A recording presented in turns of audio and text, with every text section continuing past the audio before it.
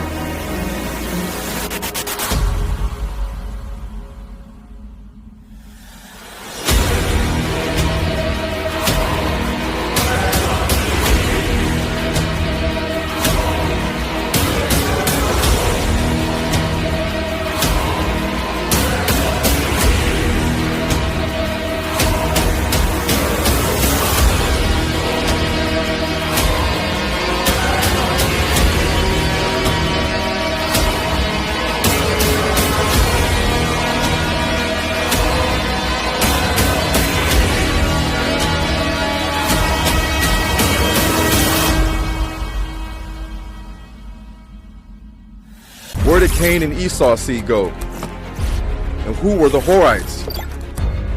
Have these nations infiltrated the mighty kingdoms of old? Who are the children of the wicked one? The great masqueraders, a hidden people to torment mankind and the Israelites. We must understand their ancient past. The books have been opened. Come out of her, my people. It's time for the truth. A lie cannot live forever. For Esau is the end of the world, and Jacob is the beginning of it that followeth. Hebrews to Negroes and the Negro Network presents The End is Here Movie Workshop. For more information, go to www.hebrewstonegroesmovie.com or www.thenegronetwork.com.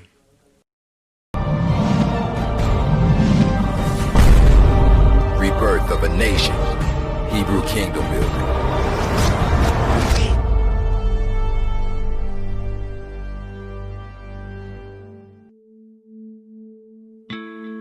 Yourself, man. I know we're pretty popular, but you know, some people are not familiar with you. My name is Akwete Basalama. Some people know me as Rabbi Akwete Ama. We are on the set of reclaiming the throne. We're taking what belongs to us. Yes, yes.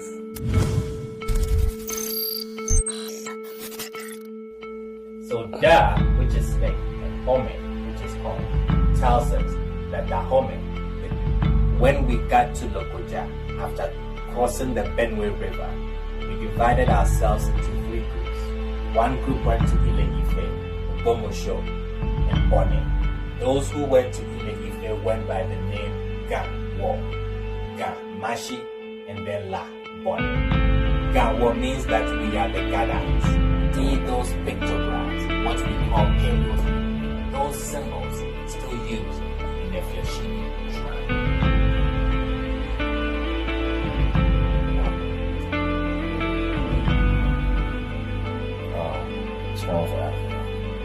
When you look at the customs and traditions of the Gadanges in Ghana, you will notice that we've been keeping the customs, many of the customs that you read about in the Torah.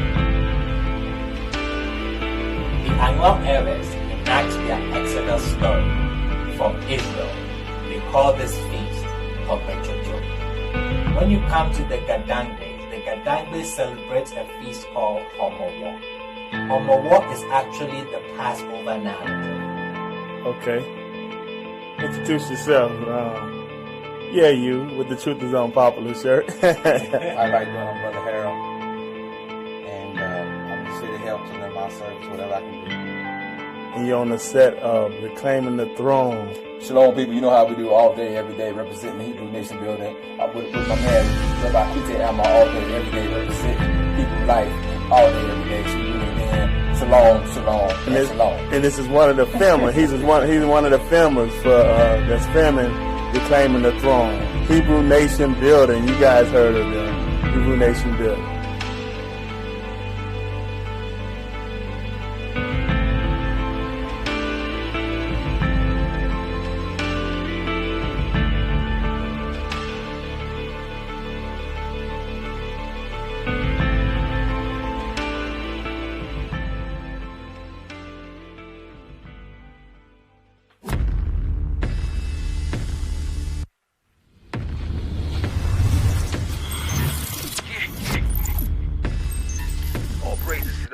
Yeah. All right. Stay ready. Stay ready. Back.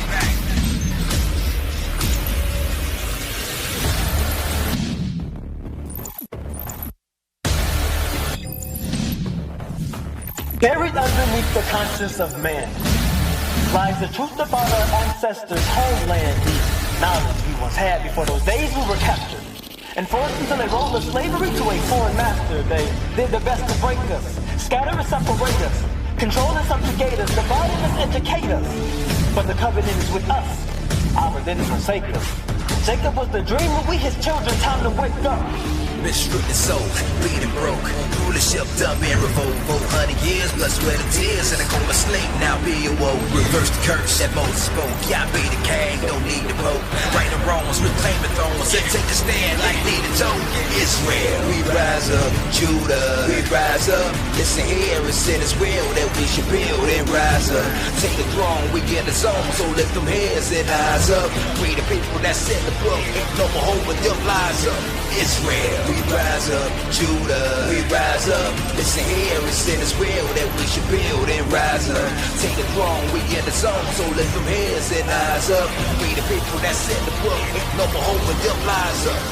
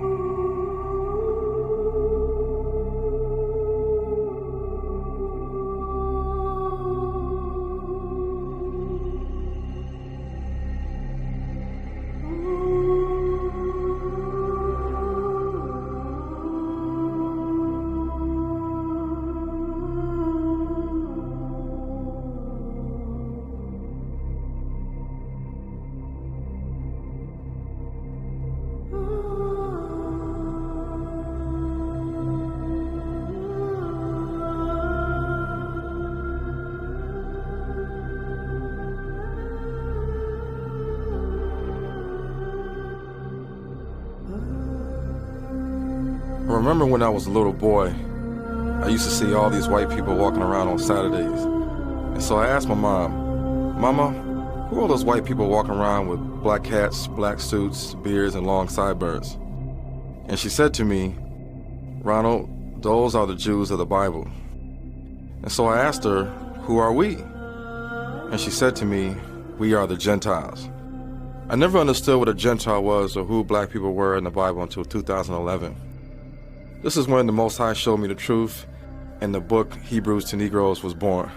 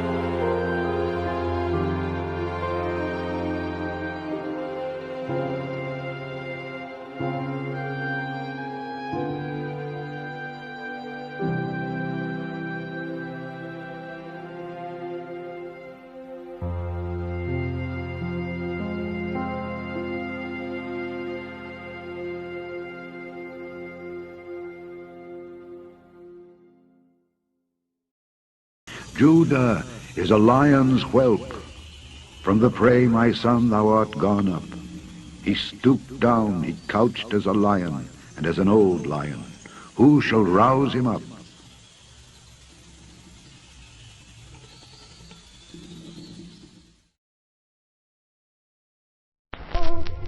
The Lord is my shepherd, and I shall not want. The Lord is my shepherd, and I shall not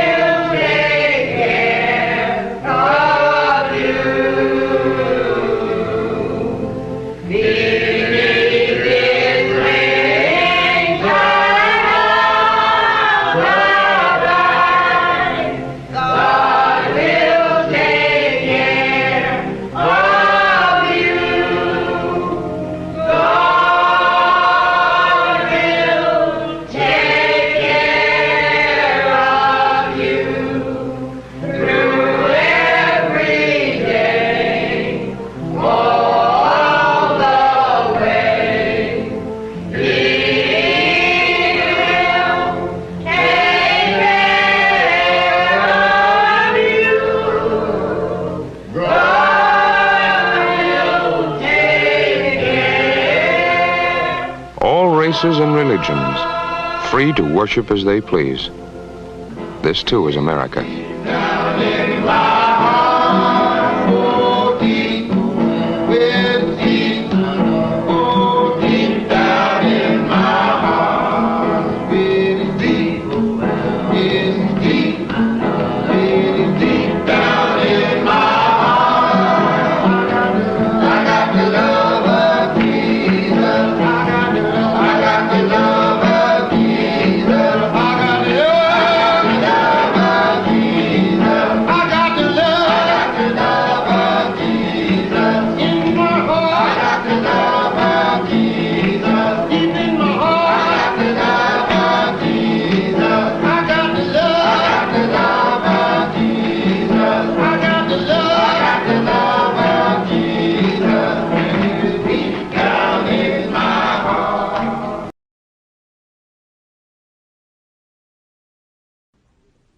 My people are destroyed for lack of knowledge.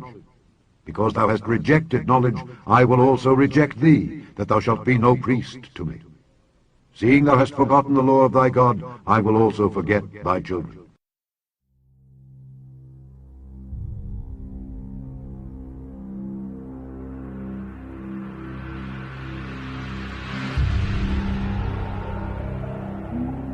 For most black Americans, religion has been instilled to us by our parents and the black church.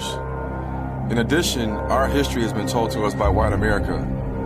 In Africa, the Bantu people's true history has been clouded by European Jewish colonialism and Arab colonialism, all thanks to the slave trades. This is why we see half of Africa as belonging to Islam and the other half to the Roman Catholic Church. But what was our true heritage and way of life before foreigners invaded Africa? What was our language? What was our name? What was our traditions, customs, and what name did we ascribe to God, the creator of the universe? In Africa, many of our long-lost brothers separated us from slavery pray to Allah 5 times a day, or they pray to a white Jesus. However, for centuries we have been tricked. We have upheld different religions with no questions asked while missing the truth. Truth has been the missing ingredient all this time for us blacks in America. Now, it's a known fact that black people are naturally spiritual people, so it is no surprise that we look to our pastor for guidance. But we never seem to wonder why for centuries we have been praying to the same Jesus every other nation prays to, but it seems as though our prayers are not being answered. It seems that no matter how many times a day we pray to Allah or pray to a white Jesus, that our condition has not changed. Other nations continue to oppress, manipulate, take advantage of, and rise above us on every level. What is interesting, however, is that in the 21st century, we are seeing a massive awakening of self. Black people are reading their Bibles, and Deuteronomy 28 has turned on the light bulb of interest into searching for our true identity as it pertains to the Bible. After all, biblically, we should all descend from one of Noah's 3 sons. But our identity has been either Gentiles, Canaanites, Negroes, or African Americans. But here's the problem. The word Negro or African American doesn't tell us nothing about our heritage. And as we can see today on the streets, in certain churches and on social media, black people are now finding out that they are the real lost children of Israel.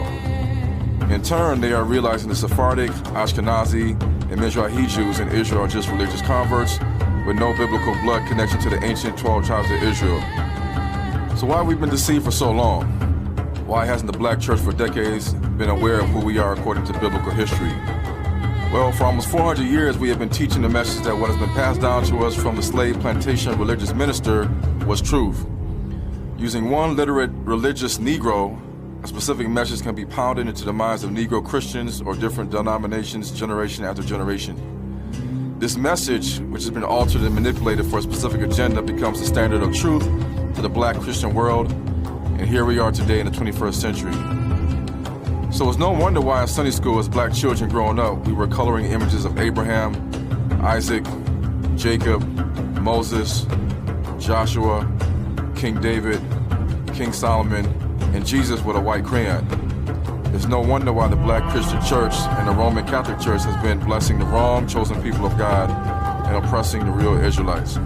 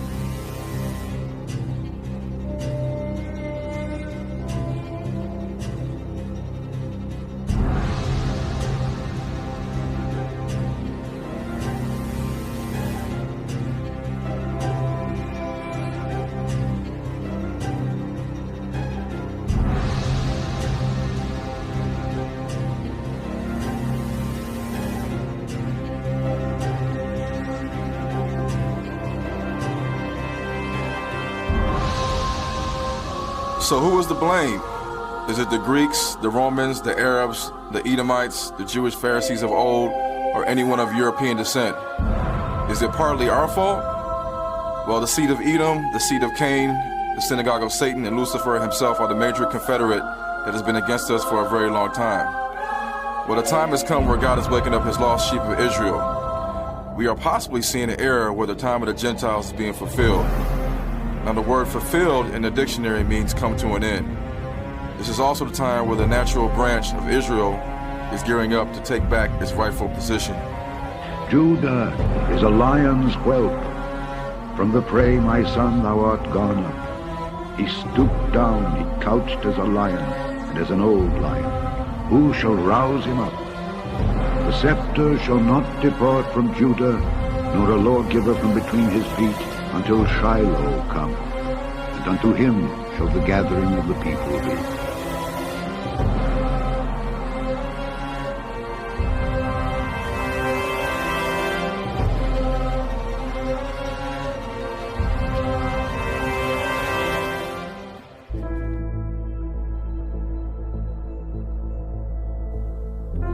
So to understand the history of the Hebrew Israelites, we have to go back to Abraham. And when we talk about Abraham, we can't ignore the descendants of Cush and also the descendants of Shem. And the sons of Ham, Cush, and Mizraim, and Phut, and Canaan. And the sons of Cush, Seba, and Havilah, and Sabta, and Raamah, and Sabteka. And the sons of Raamah, Sheba, and Dedan. And Cush begat Nimrod. He began to be a mighty one in the earth. He was a mighty hunter before the Lord. Wherefore it is said, even as Nimrod, the mighty hunter before the Lord. And the beginning of his kingdom was Babel, and Erech, and Akkad, and Calneh, in the land of Shinar.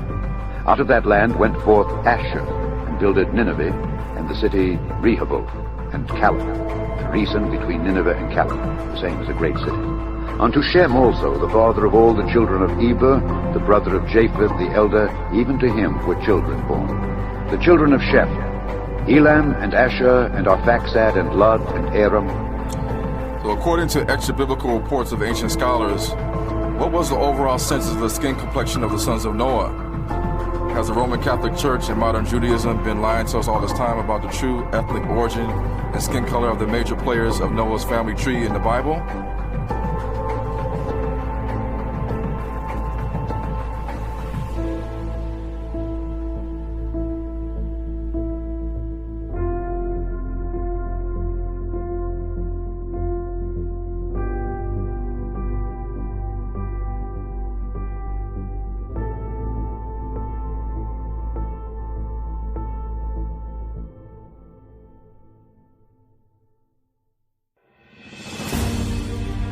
In regards to the foundation of all the three Abrahamic religions, Christianity, Judaism, and Islam, is the common notion to believe that Abraham and his wife Sarah were white-skinned, straight-haired individuals living in what is now called South Iraq. Despite what the Bible says, the false teaching of the sons of Abraham, the Ishmaelite Arabs, Isaac, Jacob, and the Israelites were light-skinned people, or what others may say olive-skinned, still holds strong to this day. So what exactly was the skin color or ethnicity of the forefathers of Terah and Abraham? To find this out, we need to travel up on the family tree to Shem and his descendants, meaning Arphaxad, Aram, Ashur, Elam, and Lud. Shem's 5 sons populated ancient Mesopotamia and parts of Asia Minor. Arphaxad in particular was allotted the territory of modern-day Iraq, which in ancient times was the Sumerian land of Ur, where Terah, Abraham, and his family lived before traveling to the land of Canaan. In Genesis 24, Abraham makes his servant swear an oath by putting his hand underneath Abraham's thigh, not to let his sons marry the daughters of the Canaanites. This tradition, called the Yerek Oath, by touching the thigh or foot of a master, was said to be common in 11th century AD in India. In India, the Hindu creator god Brahma had a daughter and half-sister for his wife named Saraswati. Now this sounds like similar stories in comparison to Abraham and Sarah in the Bible, doesn't it? And Abraham said, because I thought, surely the fear of God is not in this place, and they will slay me for my wife's sake. And yet indeed she is my sister. She is the daughter of my father, but not the daughter of my mother, and she became my wife. Now, what most people don't realize is that the answer to Abraham's ethnicity can be found in the sons of Cush and the Dravidian people of India, Sri Lanka, and South Asia.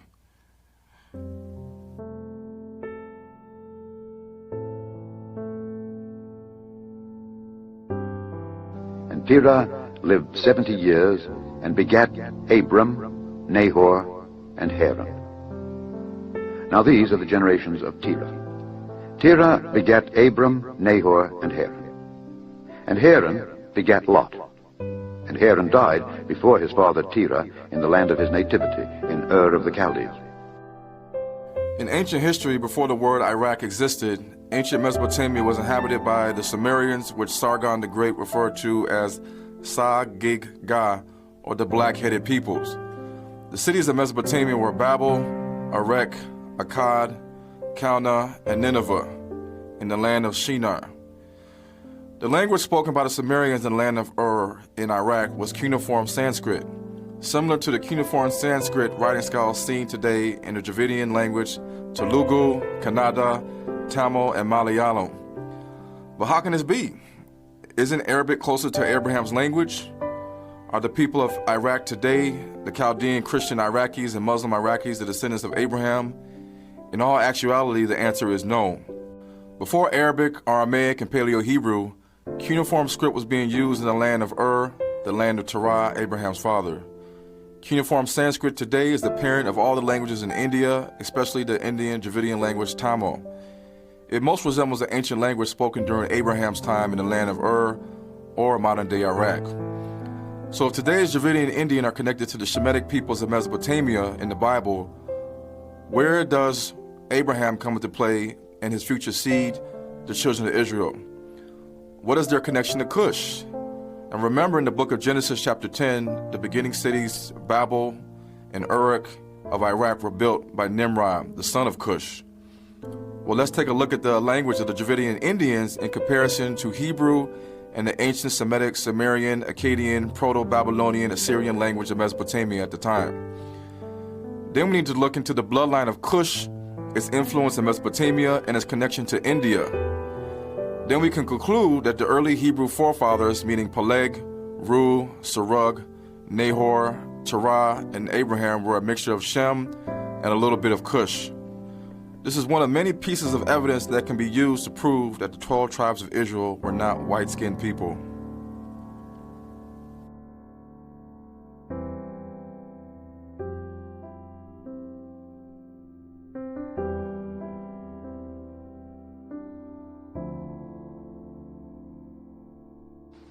And it shall come to pass in that day that the Lord shall set his hand again the second time to recover the remnant of his people which shall be left from Assyria, and from Egypt, and from Pathros, and from Cush, and from Elam, and from Shinar, and from Hamath, and from the islands of the sea. And he shall set up an ensign for the nations, and shall assemble the outcasts of Israel, and gather together the dispersed of Judah from the four corners of the earth.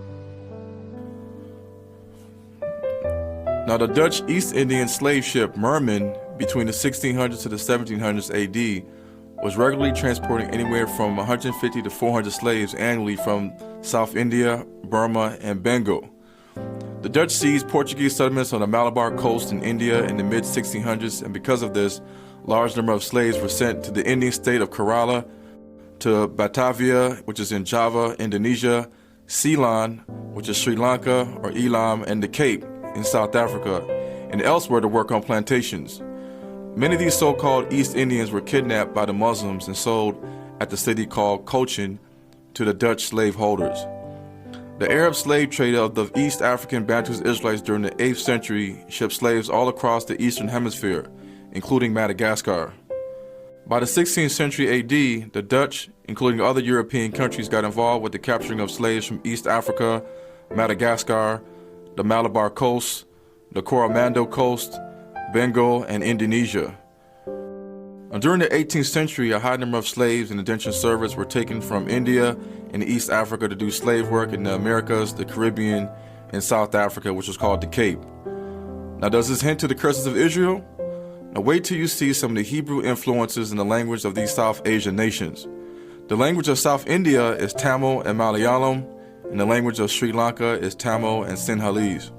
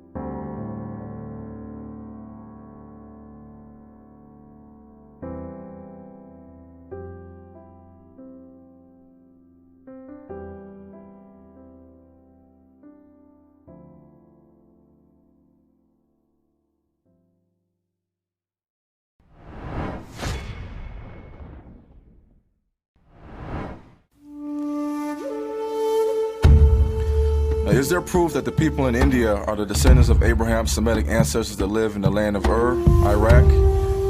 Well, thanks to scholars like Dr. K. Loganatha Munarayan from Malaysia, the late Professor A. Kadasivam from Sri Lanka, and the Kish Temple in ancient Samaria, Iraq, we can now prove that the ancestors of the modern-day East Indian originally lived in Mesopotamia during biblical times. In a few, I will let the language of the ancient Sumerians in Iraq and the Dravidian people in South India reveal some striking truths in regards to the sons of Shem. Also, you will see how the mother tongue of the Mandingo Soninke tribe people in Senegal, Gambia, Mali, and Guinea shows evidence of influence from ancient Babylon, Assyria, the same place the Hebrew Israelites were exiled to in the Bible. It is also a known fact that the ancient writing script of the Mandingo Soninke Bantus people in the 11th century AD resembled the same Aramaic Hebrew script used in Iberia when the Black Moors and the Black Israelites ruled the land. But before we get started, let's get a first-hand account of where some of the Black Israelites lived in Africa and their place of origin by the Black Muslims in northern Nigeria. One of the largest culturally homogeneous group of Black Muslims is in Central West Africa with the Hausa people. There are many different histories of the origin of the Hausa Black Muslims, but the common consensus is that the Hausas originally started off through the North African Hamitic Berber lineage from Egypt, which is Mizraim in the Bible, and Libya, which is Put in the Bible. Over time, during the Assyrian invasion of Egypt in the 7th century BC and the invasion of Africa by the Black Ishmaelite Arabs in the 7th century AD, the Hausa people experienced a Semitic gene flow from Mesopotamia, which is also known as Iraq, and Arabia. Today, the Hausas speak an afro-asiatic language which is related to Hebrew, Amharic, the North African Hamitic dialects, and the Somalian Egyptian dialects. The Hausa people mostly live in North Nigeria, Chad, and Niger. The majority religion now is Islam for the Hausa people, but prior to the 1500s, many Hausas were pagan worshippers who often dealt in sun god worship, which they call Ra or Rana, similar to the Egyptian sun god Ra. Because of their history of mixing with other nations, including their Bantus, Negro slaves, genetically the Hausas have a mixture of Israelite, Canaanite, Cushite, Egyptian, and Semitic ancestry. According to their autosomal DNA, their genetic stock is mostly from ancient Egypt and ancient Kush or Nubia. Now here's where it gets very interesting. In 1849, the Biafran Igbo Israelites were conquered by the British. 3 years later, in 1852, the British conquered the Benin, Edo, Beni Israelites in South Nigeria. Between 1899 and 1903, the British, led by Sir Frederick Lugard in the Battle of Kano, were successful in defeating the Sokoto Caliphate and the Hausa people. After this, Sir Frederick Lugard held the title of the first Governor General of Nigeria, the last Governor of Southern Nigeria, the last Governor of Northern Nigeria, and the Governor also of Hong Kong in China. The British eventually placed the Hausa people in political power over Nigeria and the Biafran Igbo Israelites who strongly resisted British rule. This would become the catalyst for the Biafran War in the 1960s by the Hausa-dominated Nigerian government and Igbo Israelite Biafrans.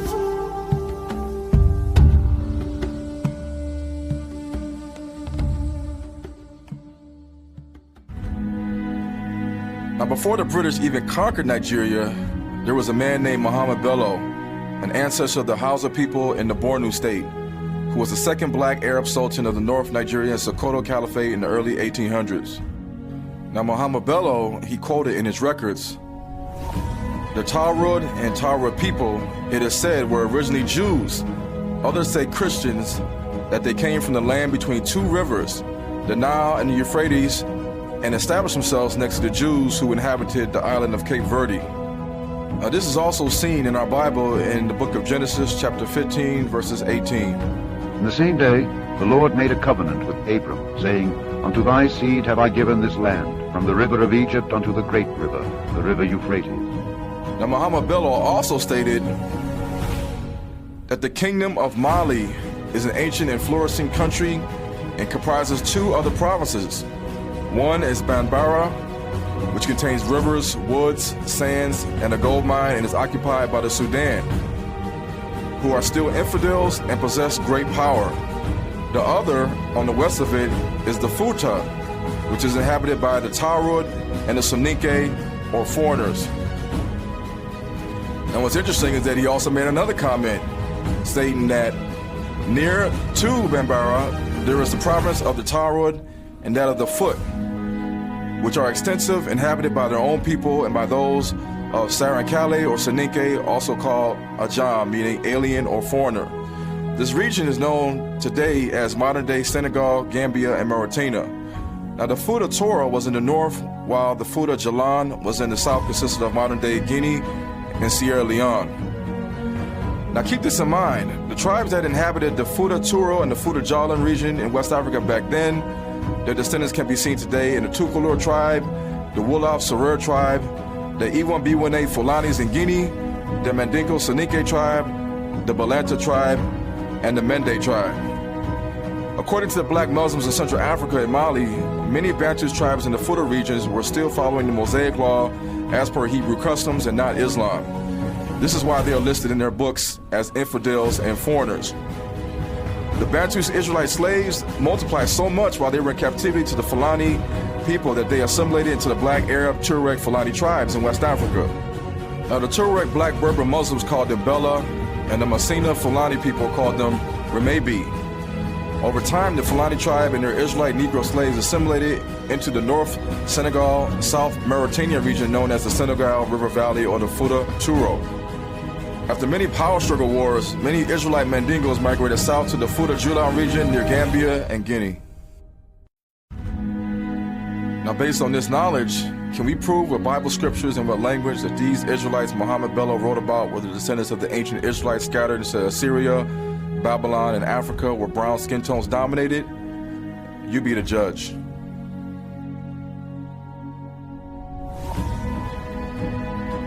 The king of Assyria did carry away Israel unto Assyria, and put them in Halah and in Habor by the river of Gozan, and in the cities of the Medes. Thus saith the Lord of hosts, the God of Israel, unto all that are carried away captives, whom I have caused to be carried away from Jerusalem unto Babylon. Now, Iraq is a country or a land between the two rivers, the Nile and the Euphrates River.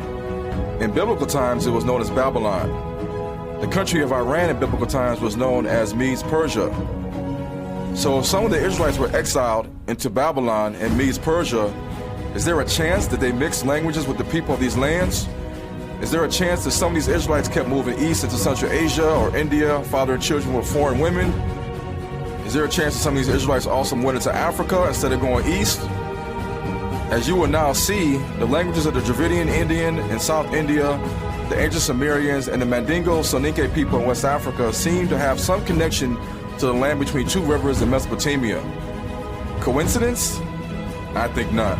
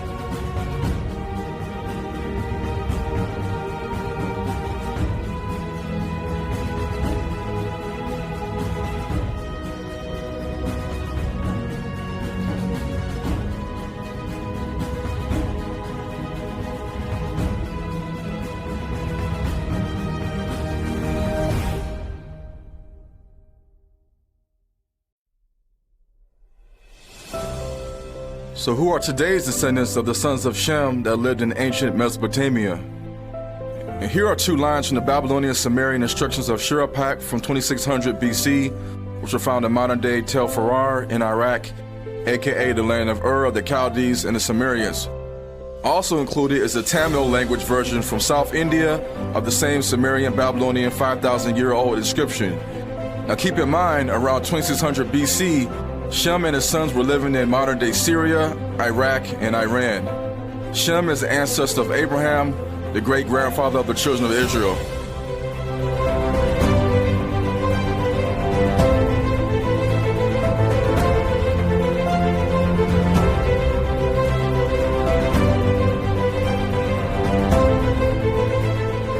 And here you will see the Indian Tamil script and its English letter equivalents for pronunciation.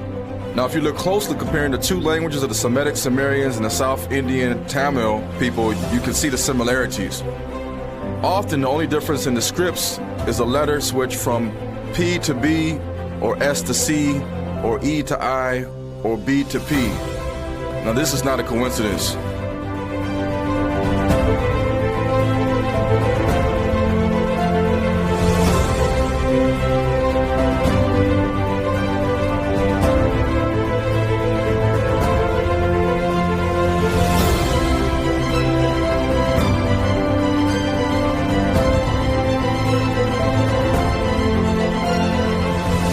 Need more proof? Let's see another example of the Tamil East Indian language in comparison to the Babylonian Shemitic Sumerian language. And here's another sample from the Sumerian Babylonian Kes temple hymns from around 2200 BC. The hymns are attributed to Enhed Duana, the daughter of Sumerio, Akkadian king Sargon the Great.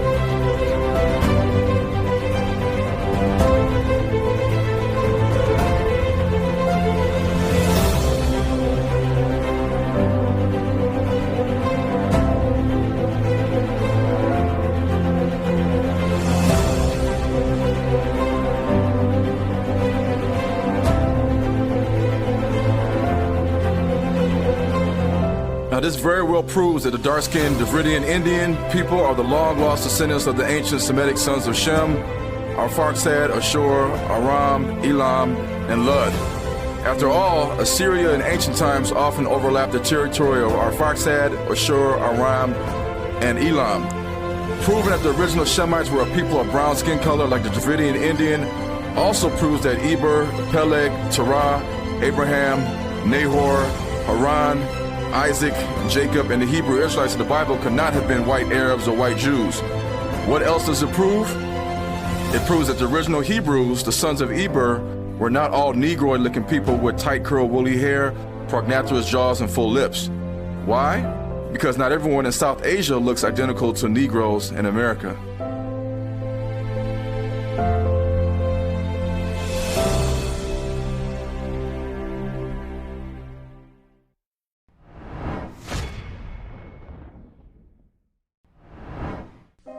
From beyond the rivers of Ethiopia, my suppliants, even the daughter of my dispersed, shall bring mine offering. According to the Bible, in ancient times, the Israelites dwelt in Egypt along the Nile, which is in the land of Ham or modern-day Africa. When the Israelites left Egypt, there were over 1 million strong, leaving as a mixed multitude with Moses and Joshua to the land of Canaan. But prior to the Exodus, many of the Israelite men had already took wives from Cush, which is Nubia and Egypt. This can be seen in the case of Zipporah, Moses' Cushite wife, and Asenath, Joseph's Egyptian wife. Zipporah would give rise to a Cushite, Israelite, Levitical priesthood line, while Asenath, the Egyptian, would give rise to the tribe of Ephraim and Manasseh. In the book of Zephaniah, chapter 3, Zephaniah talks about the glorious day of the Lord when the Gentile nations receive their punishment and the children of Israel are regathered. So where does Zephaniah describe as one of the places of this regathering? From beyond the Nile River in Africa. The Nile River extends south all the way to where Uganda, Kenya, Tanzania, Rwanda, and the Congo is at, which is prime hotspots for the Bantus Israelites who endured persecution according to the curses of Israel. Now, prior to the Bantus Israelites making their way down the Nile River into different parts of Africa, the Israelites spent a lot of time in Egypt and Sudan. This can be proven by researching the oral history of the Bantus, Kikuyu, the Kamba, Ikisi, Aluya, Sukuma, Ewe, Yoruba, and Igbo people, and also the Tutsi Jews. But what caused the Bantus people to leave Egypt and Sudan once they had already escaped captivity in Israel? The rise of Islam with the black Arab invasion into Northeast Africa and the Arab slave trade. Now, can we prove outside of the Bible that the Bantus Negroes lived in Israel during biblical times, eventually finding their way into Africa during the Assyrian siege, the Babylonian siege, and the Roman siege? This can be proven scientifically with archaeology combined with DNA testing. Now, British archaeologist Dorothy Annie Elizabeth Garrett worked on excavations at Mount Carmel in Palestine, demonstrating ancient skeletal fossil remains in the caves of Tabun, El Wad, Shukba, and the Kabar. The Shukba cave was located on the northern bank of Wadi and Natuf, which is located in modern-day Palestinian West Bank territory in Israel. There was no name for the people these skeletal remains belonged to, so they named these people the Natufians, named after Wadi and Natuf. Dorothy Garrett's work would not be in vain. In 2016, a genetic study was done on the migration of a select people from Northeast Africa into Israel, who brought pastoralism and farming. This was dated to BC biblical times. The study was called The Genetic Structure of the World's First Farmers by Cold Spring Harbor Laboratories BioRxiv, spearheaded by Dr. Yosef Lazaridis in the Department of Genetics, Harvard University. Data was obtained from Dorothy Garrett's Natufian skeletons found inside the caves in Israel dating back to BC times. Now, these skeletons revealed the presence of the white DNA of the Alura tribe, the Dogon tribe in Mali, Native American Indians, Australian Aborigines, the Dravidian Indian, the Black Arab Bedouins, the Pacific Islanders, Somalians, the Habesha people in Ethiopia, and the so-called Bantus Negro in Israel. Now, according to Israeli archaeologist Dr. Ofer Bar Yosef, British-American biological forensic anthropologist Dr. John Lawrence Angel, and others, the Natufian skeletal finds exhibited Negroid traits, such as Ethiopic and Bushmanoid traits. The skull shape, the nose, the teeth, the prognathism of the jaw, and DNA markers found in the ancient skulls in Israel prove the ancient people living in Israel during biblical times were not a race of white Jews or white Arabs. Now, French bioanthropologist archaeologist Dr. Fanny Beauquentin, British-American bioanthropologist Dr. John Lawrence Angel, and American biopaleoanthropologist Dr. Charles Loring Brace all revealed in their Natufian research that the sub-Saharan Niger, Congo, Bantus African populations have a clear link to the BC Natufian people in Israel. The Natufian people supposedly brought pastoral living and farming to Israel, not new hunter-gatherer practices. But this account is nothing new when comparing the knowledge to the biblical accounts of the Canaanites and the Israelites. These men are peaceable with us, therefore let them dwell in the land and trade therein. For the land, behold, it is large enough for them. Let us take their daughters to us for wives, and let us give them our daughters. Only herein will the men consent unto us for to dwell with us, to be one people, if every male among us be circumcised as they are circumcised. Shall not their cattle and their substance and every beast of theirs be ours? Now Shechem was the Canaanite city mentioned in the Canaanite Amarna letters to the Egyptian pharaoh after the Exodus, and is mentioned in the Hebrew Bible as an Israelite city of the tribe of Manasseh and the first capital of the kingdom of Israel. Now, geneticist Dr. Peter A. Underhill from Stanford University also admitted in his research that the sub-Saharan genetic lineage is affiliated with the Y-DNA EP2, migrated through Egypt into Israel, the Middle East, and as far north as Turkey, the very place many of the letters or epistles of Paul in our New Testament were sent to. The Y-DNA EP2, according to geneticists, arose in the Horn of Africa, or what some would consider Northeast Africa. The Y-DNA EP2 will give rise to the Y-DNA EM2, aka E1B1A, which is found in the sub-Saharan Negro, and also EM329, which was associated with the Semitic Ethiopians of the Amhara people, the Eritrean people, and the Tigrayan people, or what they will call today the Habesha people.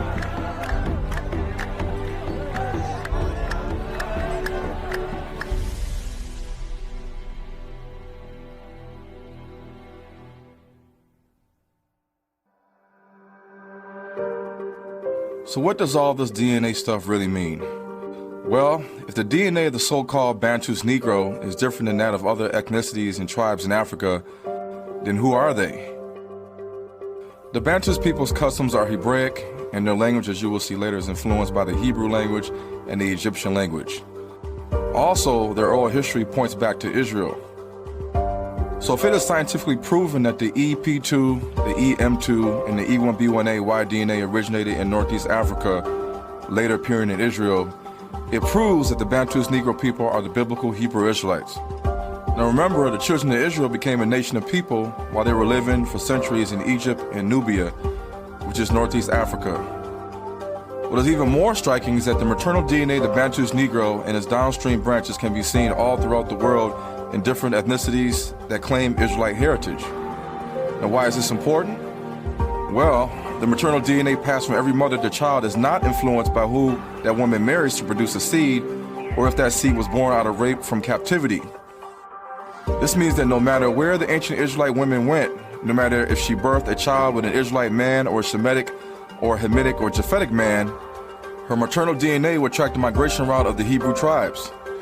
After all, the Hebrew Israelite man, woman, and child were scattered to the four corners of the earth, never to return as a reunited nation until the Messiah is coming. Now the big question everyone wants to know is if the early Hebrews were a people mixed with Hamitic and Shemitic blood. The definition of a people with Hamitic-Shemitic root is called afro-asiatic. This excludes the children of Japhet, or the white nations of Europe, Asia Minor, and Central Asia. So what if we can prove that the ancient Hebrews, such as Terah, Abraham, Isaac, and Jacob, were Afro-Asiatic people? Now this will crush the myth or worldwide belief that Abraham, Moses, the children of Israel, and even Jesus Christ were straight-haired, white-skinned people. To prove this, let's start with the Book of Jubilees, which is canon with the Ethiopian Orthodox Church and the Beta Israel Ethiopian Jews. The Book of Jubilees, known as the Lesser Genesis, was found written in ancient Hebrew in the 2,400-year-old Dead Sea Scrolls found in Qumran, Israel in 1947. When the Book of Jubilees in ancient Hebrew was compared to the Ethiopic Book of Jubilees, it was considered, word for word, a perfect match. Now in the Book of Jubilees, chapter 8, verses 7 through 9, it reads, "And she bare him a son in the 5th year thereof, and he called his name Eber. And he took unto himself a wife, and her name was Azurad, the daughter of Nimrod. In the 32nd Jubilee, in the 7th week, in the 3rd year thereof. And in the 6th year thereof she bare him a son, and he called his name Peleg. For in the days when he was born, the children of Noah began to divide the earth amongst themselves. For this reason he called his name Peleg, and they divided it secretly amongst themselves, and they told it to Noah." So here we see Eber taking the daughter of Nimrod, a Kishite woman, to be his wife. Knowing that Eber was a descendant of Arphaxad, whose land was ancient Babylon or Samaria, and Azurah was a Nubian Cushite woman, what would this possibly look like today? Now note, Peleg was Abraham's great-great-great-grandfather, and Abraham was the grandfather of Jacob, the father of the children of Israel. From the Hebrew Strong's number 5680, the word Ebri, and the Hebrew Strong's number 5677, Eber, do we get the foundation for the word Hebrew. For example, in the Bible, Abraham recognized that there was, is, and will be but one Elohim, the creator of heaven and earth. Abraham was not caught up in polytheism and pagan worship like his father Terah. Instead, he dedicated his whole life to spreading the knowledge of God. Abraham was known in the Bible as Ha-Ibri, or the Hebrew, which also means the one on the other side, or to cross over. Now, where did Abraham cross over from? Was it the Euphrates Tigris River? In those days, all the world was on one side worshiping pagan gods, and Abraham was alone on the other side worshiping the one true creator of all things, who was called Yahuwah or Yahuwah by the early children of Israel. Now, for those who still have doubt, take this amazing fact into consideration. Joshua, an ancient Israelite from the tribe of Ephraim, quoted from the book of Jasher, a book all European Jews today are familiar with. Now, Joshua was the one that led the children of Israel into the land of Canaan. So if Joshua mentioned the book of Jasher in the Bible, wouldn't it be considered a reliable source of ancient Hebrew history?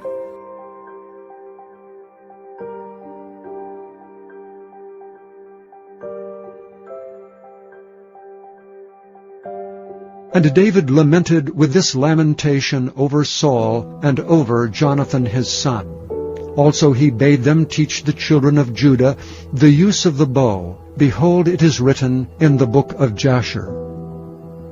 And the sun stood still, and the moon stayed, until the people had avenged themselves upon their enemies. Is not this written in the book of Jasher? So now that you have read this quote from the book of Joshua, now read what is in the book of Jasher. Now in the book of Jasher, in chapter 7, verses 49 to 51, it reads, And Terah, the son of Nahor, prince of Nimrod's host, was in those days very great in the sight of the king and his subjects. And the king and the princes loved him, and they elevated him very high. And Terah took a wife, and her name was Amthello, the daughter of Cornebo, a Cushite priest. And the wife of Terah conceived and bare him a son in those days. So who was the son that was born to Terah and a Cushite woman? Now this son was Abraham. But how can we be so sure Terah's wife was a Cushite Nubian woman? Well, the Bible tells us that the family of Nimrod, the son of Cush, ruled over the land of Ur, which is Babylon, Iraq, when Terah's family called this place home. And Cush begat Nimrod. He began to be a mighty one in the earth. He was a mighty hunter before the Lord. Wherefore it is said, even as Nimrod, the mighty hunter before the Lord. And the beginning of his kingdom was Babel, and Erech, and Akkad, and Calneh in the land of Shinar. Now the scriptures say that Terah was 7 years old when he bore Abraham. At those times he was a prince to the king Nimrod, who raised him in those days and dignified him above all the princes that were with him. So let's backtrack again so we can understand the true ethnicity of the forefathers of Jacob and the children of Israel. Now if Nimrod's Cushite family ruled the land of Ur, of Terah's nativity in the Bible, and if Terah held a high position as prince in the Cushite royal family with Nimrod, we should assume that his wife Amthello, the daughter of priest Cornebo, was most likely of Cushite stock. This Cushite woman, Amthello, and the Hebrew man Terah will give birth to Abraham. This will make Abraham an afro-asiatic brown-skinned man, not a white-skinned European-looking man like today's white Jews. So is there any archaeological or DNA proof to back this up? Well, there sure is. Now the maternal DNA of the Bantus West Africans, the Bantu South Africans, Bantus East Africans, including Ethiopians, Ethiopian Jews, Dravidian Indians in South India, and Black Pacific Islanders can all be found to be related to one another.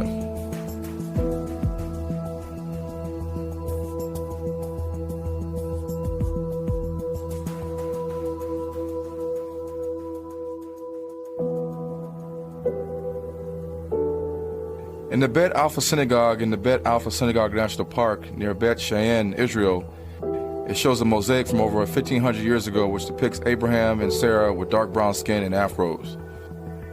But don't take my word for it. The 1st century Roman historian Cornelius Tacitus, who lived in the 1st century AD, had these thoughts on the Hebrews. In his literary work, Histories 5.2-5, he writes about the Hebrews.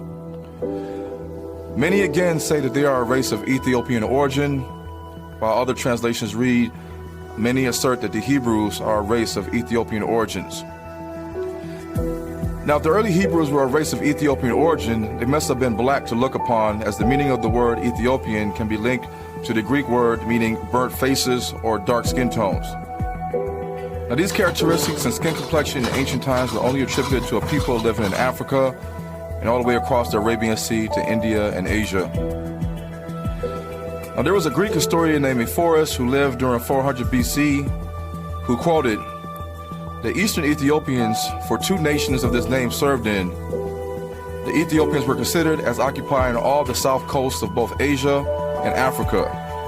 And he added that this is an ancient opinion of the Greeks. Now, the Greek historian Herodotus, who lived during 490 BC, he quoted that the eastern Ethiopians, for two nations of the same name served in the army, were marshaled with the Indians. They differed in nothing from the other Ethiopians, save in their language and the character of their hair. For the eastern Ethiopians have straight hair, while they of Libya or Africa are more woolly haired than any other people in the world. Now take this in consideration.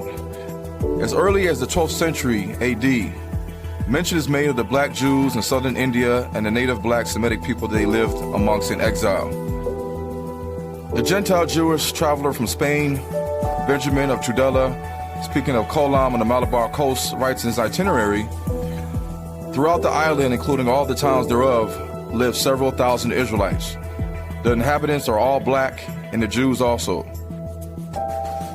Now, these people later became known as the Black Malabar Jews in Kerala, India, and later the Gentile Sephardic Jews around the time of the 15th century AD would mysteriously find their way to India, where these Sephardic immigrants would be known as the Paradesi white Jews. Now, the descendants of the Black Malabar or Cochin Jews had their DNA analyzed. And a 2009 DNA report confirmed that the Ethiopian Jews of Beta Israel and the Indian Jews of B'nai Israel and Cochin have similarities in their DNA.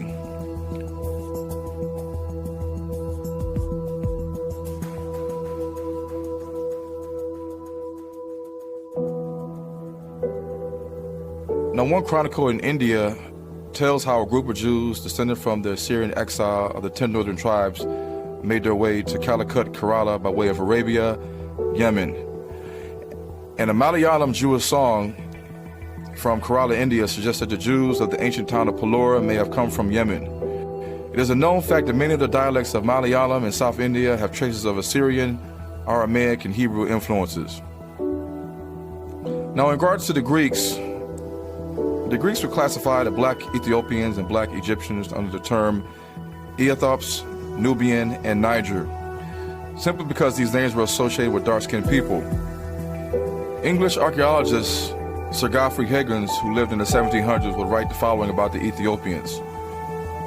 According to many ancient testimonies, the inhabitants of Sudan, Egypt, Arabia, Palestine, Western Asia, and India were Ethiopians, therefore Africans.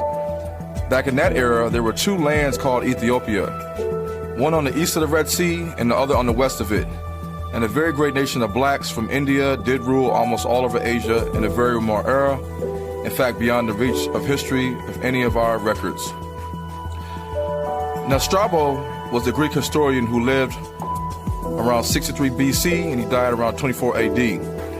Now, he spent most of his travels in Kush and in Egypt. Now, he stated that the whole of India is traversed by rivers. As for the people of India, those in the south are like the Ethiopians in color, although they are like the rest in respect to the countenance or appearance and also hair. For on account of the humidity of the air, the hair does not curl, whereas those in the north are like the Egyptians. Now, Arian of Nicomedia, a Greek historian who lived during the 1st century AD, in his literary work Indica, he quoted that the appearance of the inhabitants is also not very different in India and Ethiopia. The southern Indians have rather more like Ethiopians, as they were black to look on, and their hair is black. Only they are not so stub-nosed and woolly-haired as the Ethiopians. The northern Indians are most like the Egyptians physically. So after all this evidence of the mixing of Ham seed with the descendants of Eber, isn't it interesting that Abram's name was later changed to Abraham? The Most High changed Abram's name to Abraham because he was to be the father of a multitude of nations, mainly through the mixing of Ham seed, not Japhet's seed. Nevertheless, by seeing all this with evidence and using critical thinking, we should be able to understand how the children of Israel got their brown skin complexion, something we don't see with the people who came to Israel in 1948, called themselves Jews.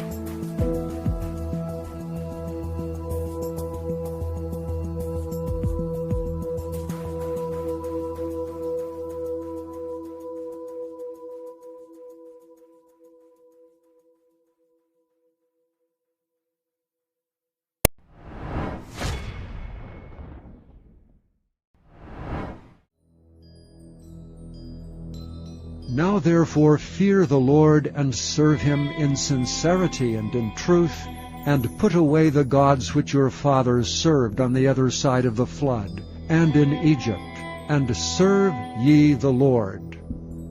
Now Ham had a son named Mizraim, who would be the father of Egypt, or its most ancient name, Kemet, which is an ancient Egyptian word for black. The ancient Egyptians called themselves Kam or Kam-O, which means black people or black god people. Everyone knows by seeing countless pictures of Egyptian drawings that the ancient Egyptians were a race of brown black people. It is also a known fact that the other black nations ruled as the pharaohs of Egypt as well. The black Libyans ruled over Egypt in the 22nd to 23rd dynasties under Shoshenq I, Orsakan II, and Eaput II. This was in the BC era, over 1,000 years before the Muslim Arabs invaded Egypt or Libya. The Nubians of Sudan and Ethiopia, or Kush, also ruled Egypt during the 25th dynasty.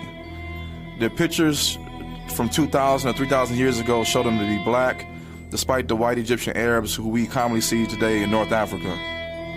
Now, it is a known fact that when white people visit Egypt today, the locals immediately recognize them as Kawaga, which means foreigners, despite what is portrayed in Hollywood movies. But when African Americans visit Egypt, they are often mistaken for native Egyptians and are referred to as Masri or Mizri, meaning Egyptians in Arabic, which is based off the Hebrew word Mizraim for Egypt. In many cases, African Americans have also been referred to as Ibn Yaqub by the Arab locals when visiting the historical pyramids. Ibn Yaqub basically means son of Jacob in Arabic. So why would the local Arab Egyptians refer to black people as the sons of Jacob or the Egyptians? In the world today, many Christians are realizing that there has been a huge cover-up of real biblical history. Satan knows that if he can hide the true identity of the ancient Egyptians and the sons of Ham, he can keep the real Israelites from waking up to their true identity. So how has this mastermind deception continued for so long? It's easy. The powers to be simply have to present another people to the world to be the Egyptians and the Israelites of the Bible using the mass media or Western education. The mass media for centuries has whitewashed the true black identity of the ancient Egyptians. They know that the head busts, the stone statues, the mummified pharaohs of Egypt, and the pictures on the walls in Egypt depict a different Egyptian than what is shown on TV today. This is why on TV, when our channels report from North Africa, Egypt, Israel, or the Middle East, they always show pictures of white-skinned Arabs. On the movie screen, the Egyptians are just plain white, which is plain wrong. According to biblical history, Abraham's son Ishmael is birthed by a black Egyptian woman named Hagar. In the Bible, she's referred to as Hagar the Egyptian. Hagar later gets a wife for her son Ishmael from black Egypt. Now, this would technically make the Ishmaelite Arabs back then and today black. After all, if Abraham was a black-skinned Shemitic man and Hagar was a black-skinned Hamite, their offspring should also be black. This can be proven by the historical writings of the ancient Arabs. Now, 7th century AD Arab poet Miskin al-Darimi quoted, "I am Miskin, for those who know me, my color is dark, the color of the Arabs." Now, Arab linguist Ibn Mandur, who lived around 1260 AD, wrote in his book, Lisan al-Arab, that, quote, "The predominant complexion of the Arabs is dark, brownish black, and that of the non-Arabs is white." Now, Ibn Mandur also quoted that non-kinky hair is the kind of hair that most non-Arabs like the Romans and Persians have, while kinky hair is the kind of hair that most Arabs have. So if Ishmael had a black Egyptian mother named Hagar, and he also had an Egyptian wife, The evidence of black Egyptian physical traits should be seen in people with true Egyptian ancestry or true black Arab ancestry.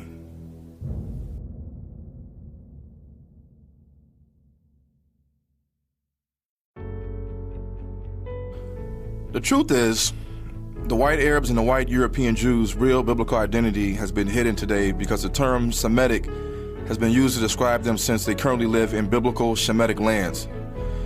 However, maternal DNA studies reveal that the true origin of today's Arabs and Jews comes from the many sons and women of Japheth, who dwelt in Central Asia, most notably modern-day southern Russia, western Russia, aka the Pale of Settlements, Uzbekistan, Kazakhstan, Kyrgyzstan, Tajikistan, and Turkmenistan. The Seljuk Turks, the Oghuz Turks, the Uzbeks, Kurds, and other Turkish Hunnish groups would eventually over time migrate west to the Middle East and Anatolia, which is modern-day Turkey. They would adopt Islam as their religion and then conquer North Africa, the Levant, and Jerusalem under the latter name, the Ottoman Turkish Islamic Caliphate. In 1948, the European people of Turkish, Hunnic, Bulgar, Slavic, Khazar, and Germanic descent who converted to Judaism would conquer British Mandate Palestine, otherwise known as Arab Palestine, renaming it Israel. So as you can see, the true ethnicity of Abraham, Ishmael, Isaac, Jacob, and the Israelites cannot be taught correctly in the church or on TV unless we have a clear understanding of the ethnicity of the ancient Egyptians. This is because the biblical Ishmaelite Arabs were a people heavily mixed with black Egyptian DNA, and the Israelites mixed with the black Egyptians for 400 plus years before they left with Moses to journey to the land of Canaan. In addition, 2 of the 12 tribes of Israel, Ephraim and Manasseh, will come from the stock of a black Egyptian woman named Asenath.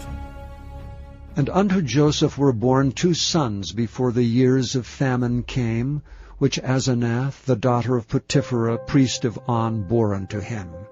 And Joseph called the name of the firstborn Manasseh, for God said, He hath made me forget all my toil and all my father's house.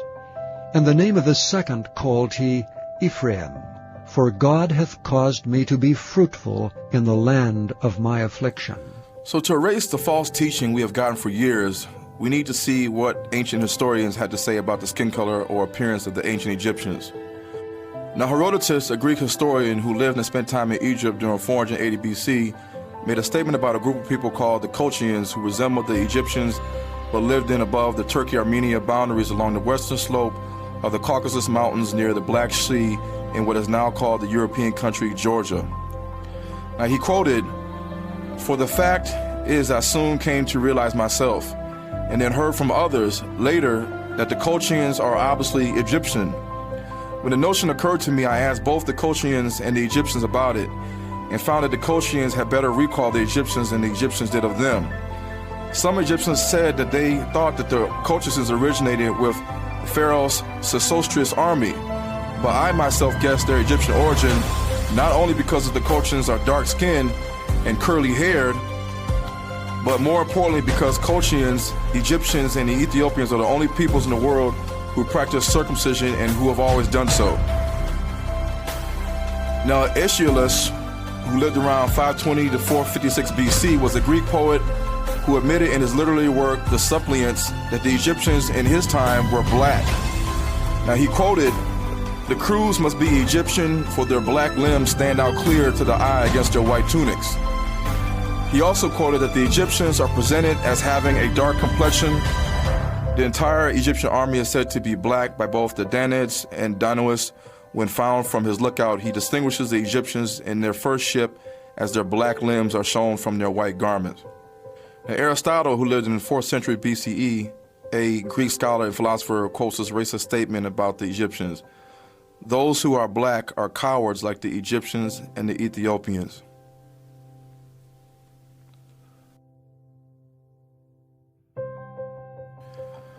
The world is so confused right now that even though we see an agenda to whitenize the Egyptians, when black people or anybody non-white say that they are the Israelites, people say, "Nope, you are a Hamite Egyptian," or "No, you are a Hamite Canaanite." These statements have been attributed to the so-called Negro and the so-called Native American Indian, which are bywords given to these people groups by the European sons of Japheth. Now, was this trickery and confusion prophesied in the Bible? God shall enlarge Japheth, and he shall dwell in the tents of Shem, and Canaan shall be his servant. And thou shalt become an astonishment, a proverb, and a byword among all nations, whither the Lord shall lead thee. So what are the cold, hard facts that cannot be disputed?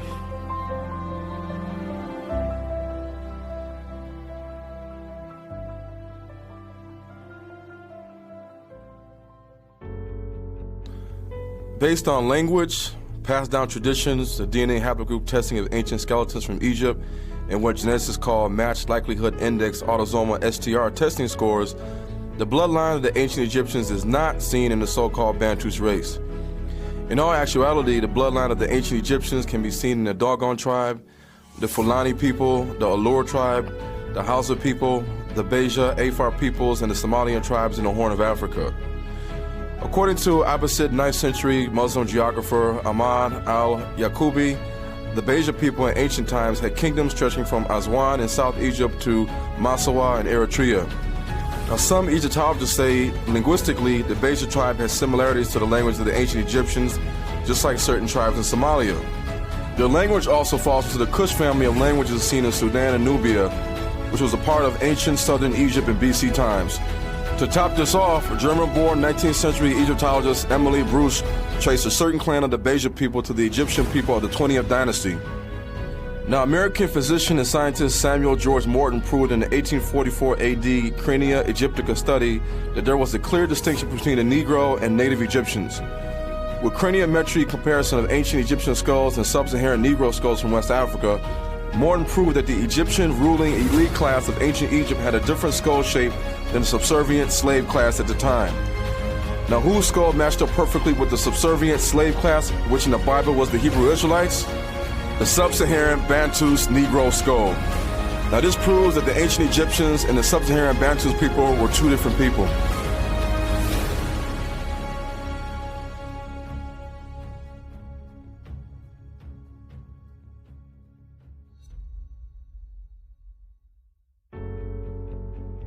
Now, to prove the claim that the Bantus people are not the ancient Egyptians even more, let's examine the article called Ancient Egyptian Mummy Genome Suggests an Increase in Sub-Saharan African Ancestry in Post-Roman Periods by paleogeneticist and Professor Verena V.J. Schneemann at the University of Zurich with her co-partner, archaeogeneticist Professor Dr. Alexander Peltzer from the Institute for the Science of Human History. Now, this article proved that from the New Kingdom Egyptian period around 1388 BC to the Roman period around 1st century AD, the sub-Saharan Bantus people were minimally present in Egypt. Their studies on the ancient Egyptian mummies and more modern Egyptian skeletal remains show that after the Roman period, DNA skeletal evidence proved that the Bantus Negro people brought their gene flow back from outside of Africa or Israel into Egypt. This, of course, was the emigration of remaining Israelites in Israel into Africa by way of Egypt.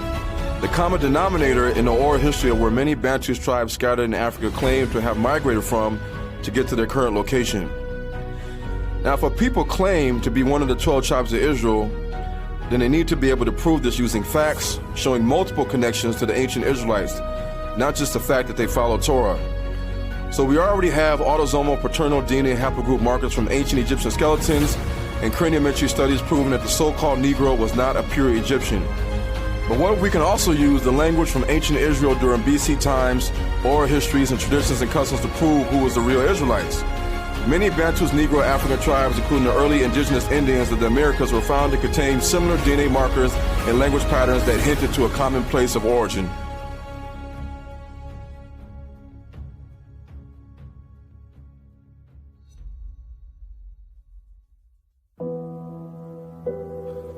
By using the language spoken in Israel prior to the emergence of King Saul, which is, by the way, Egyptian and Hebrew, we could track down the migration routes of the ancient Israelites. Now, this is not hard to believe or accept if we use critical thinking, because after spending 400 years in America, Negroes from West Africa have mastered the English language, forgetting the language of their forefathers. But this erasing of language did not happen with the mixed multitude of people that left with Moses during the Exodus. And a mixed multitude went up also with them, and flocks and herds, even very much cattle. And the son of an Israelitish woman, whose father was an Egyptian, went out among the children of Israel, and this son of the Israelitish woman and a man of Israel strove together in the camp. Now, based on these scriptures, wouldn't true Israelites today still have some evidence of the Egyptian and Hebrew language in their dialect today? Wouldn't there be some proof? While investigating the Australian Aborigines in Australia, Professor A.P. Elkin of Sydney University in Australia came up with Aboriginal tribes in Australia displaying Semitic Mediterranean facial features with Egyptian words in their language. Now, the Hebrew Israelites were Semitic, and they knew the language of the Egyptians. Now, such proof can be found in the Bible, as Joseph was co-ruler over Egypt during his time. Moses was learning the wisdom of the Egyptians, and King Solomon had alliances with the Egyptian pharaohs of Egypt, so much so as he was given the Canaanite city of Gezer as a dowry gift for his marriage with an Egyptian princess. Now, evidence of Hebrew traditions, the Hebrew language, with also an Egyptian influence, can be seen in certain native Indian tribes, but also in the Bantus Awe tribe, the Bantus Wolof Serer tribe, the Bantus Gadangme tribe, and the Bantus Nigerian Igbo tribe.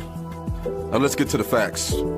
In a manuscript written in the Mayan Quiche language, which is today spoken by the Quiche people in Guatemala, in 1554 AD, it tells a story from 3 Mayan Indians. A translator was able to decipher the story. Now, in the story, the Mayans said that they were the descendants of some of the 10 tribes of Israel that were exiled under the Assyrian king Shalmaneser. While in Assyria, they decided to leave and emigrate to a different land. Some were left behind, but some made it.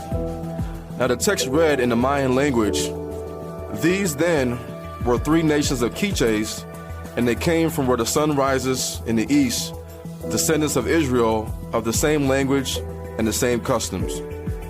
Now, what is interesting is that the Mayans say that they are the sons of Yaqui, and the Aztecs and Mayans say that when they were forced to leave Israel or Tulan, they traveled south to the sea and then to the ocean.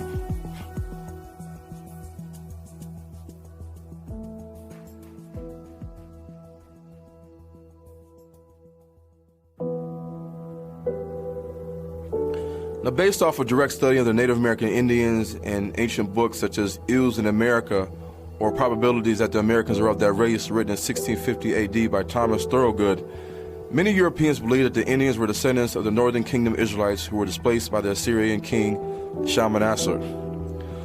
Old accounts of stories told by the native Indians describe their people as Israelites who left Israel during the reign of the Israelite king Hosea in the 8th century BC. But this is not the only thing that they describe. Native Indians were known, according to the Jesuits, Sephardic Gentile Jews, the Mormons, and other Europeans, to exhibit the following Hebrew traditions. They performed their camp or people's division into tribes, such as the Israelites. Now, some of the tribes also wrote from right to left, just as in the Hebrew script. They followed 2 or 3 wheat harvests in 1 year. They didn't swear or take oaths. They didn't drink or commit adultery, and they believed in the Oracle Covenant. They also had an Ark of Bulruth, which was similar to the Ark of the Covenant. The tabernacle was carried by 4 priests only, and they pitched a tent facing the east. And they called their aunts and uncles mother and father, which is seen in West Africa today. And they had cleanliness laws where women on their menses or after childbirth had to be set apart for 7 days, and on the 8th day they were able to come back to the village. They did not eat pork, and as in the Hebrew levirate marriage, the widow had to marry the brother of the deceased husband. Now, circumcision was performed with stone knives, as in the Hebrew culture, and the Indians believed in Hades, or a great pit for sinners, which they called Papgufo.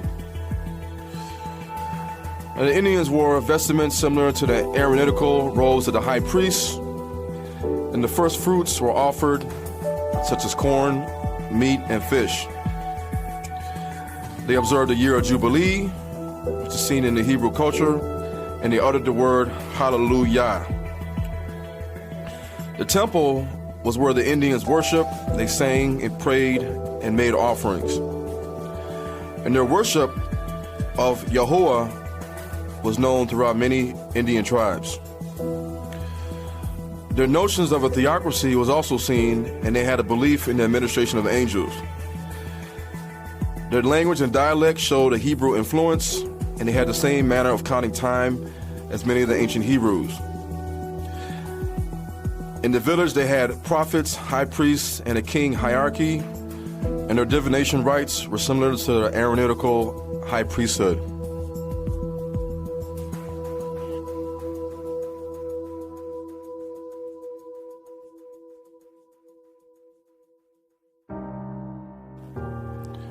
Now, the Udo-Aztecan family consists of many different Indian tribes. Semitic linguistic experts in Arabic, Aramaic, and Hebrew all have agreed that Hebrew and Egyptian can be found in the native Indians' dialect of the Udo-Aztecan speakers. However, the truth is often suppressed of this knowledge to the outside world. Here are some of the tribes in the Udo-Aztecan family who still retain evidence of their Hebrew ancestry in the language.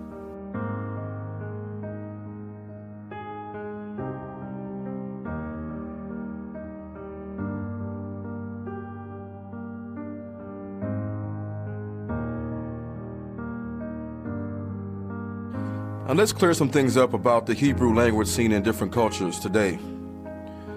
Prior to 1948, the Ashkenazi European Jews spoke Yiddish, which is rooted in the Germanic, Slavic, and Turkish languages. Now these three languages have their roots in Eastern Europe and Central Asia, which is the land of Japhet, not Shem. Now English, German, Dutch, Swedish, Danish, Norwegian all have roots to old Germanic languages. Now Spanish, Portuguese, French, Italian, and Romanian dialects are all based on the Romance language family, which also had its origin in the land of Japhet, such as Western Europe.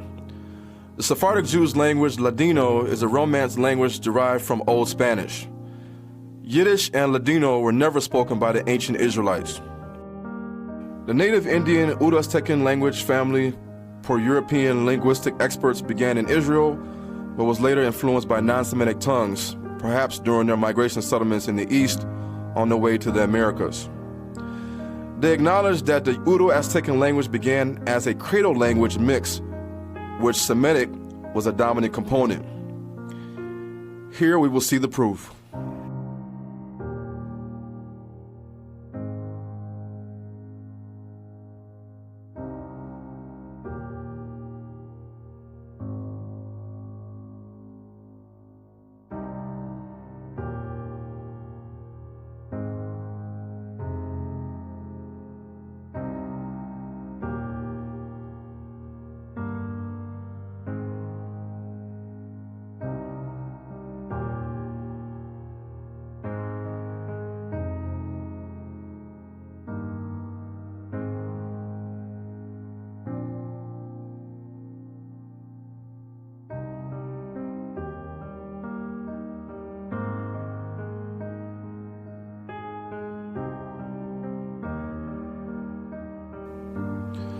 Now, proof about the Udo-Aztecan language having a Hebrew influence can be seen in the work done by linguistic expert Morris Swadesh in his article, Hebrew Influence in Zapotec Language in Southern Mexico.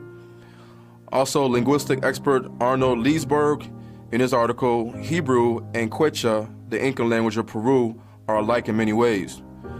Also, the Nahuatl Aztec language has many similarities to the Egyptian language if you drop the L, according to Francis Cartoonen, an analytical dictionary of Nahuatl.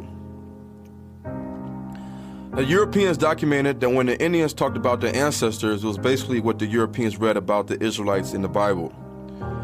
The Europeans said that the Indians did talk about a great prince that a long time ago brought them in a fleet to the Americas. The Indians described that God made one man and one woman, commanding them to live together and multiply, and how in a famine he rained bread for them from heaven. They also said that during a time of drought and thirst, that God gave them water out of a rock. The Taino Indians of South America and the Caribbean are known to have Hebrewisms in their language and culture.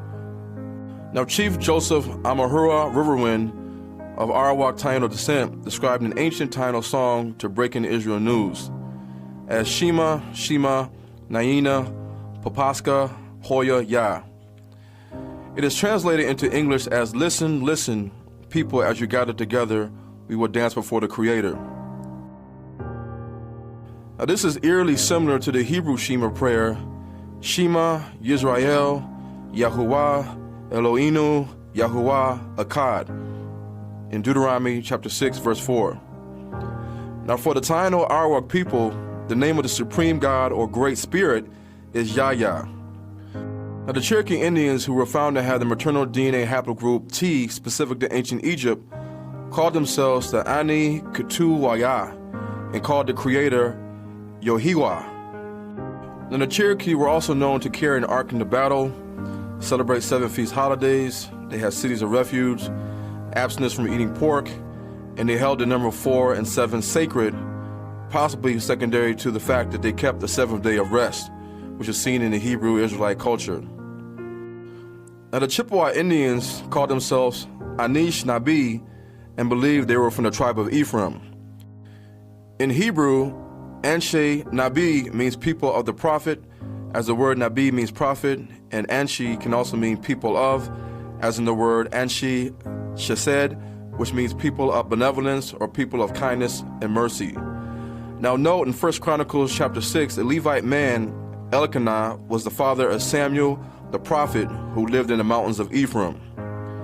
So with all this proof, let us turn now to the Bantus Negro people in regards to their Hebrew and Egyptian influences in their language.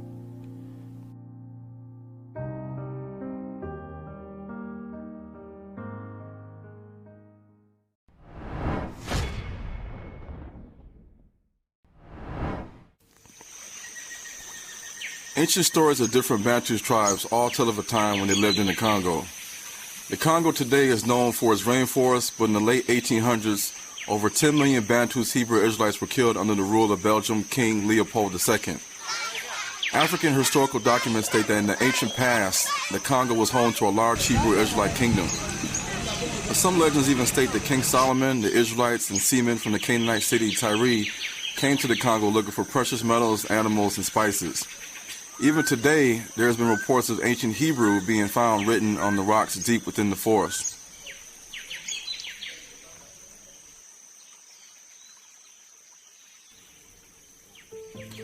Many Bantu tribes such as the Bakongo, the Luya, the Bamaleke, Sakuma, Baganda, Temne, Kikuyu, Zulu, Exosa, Ashanti, Ewe, Yoruba, Igbo, and others claim to have migrated from Israel south into Africa by way of Egypt. The word Sukuma means people of the north, and the Luya word Abaluya means people of the north. So why would so many Bantu tribes connect their initial migration point into Africa from Egypt?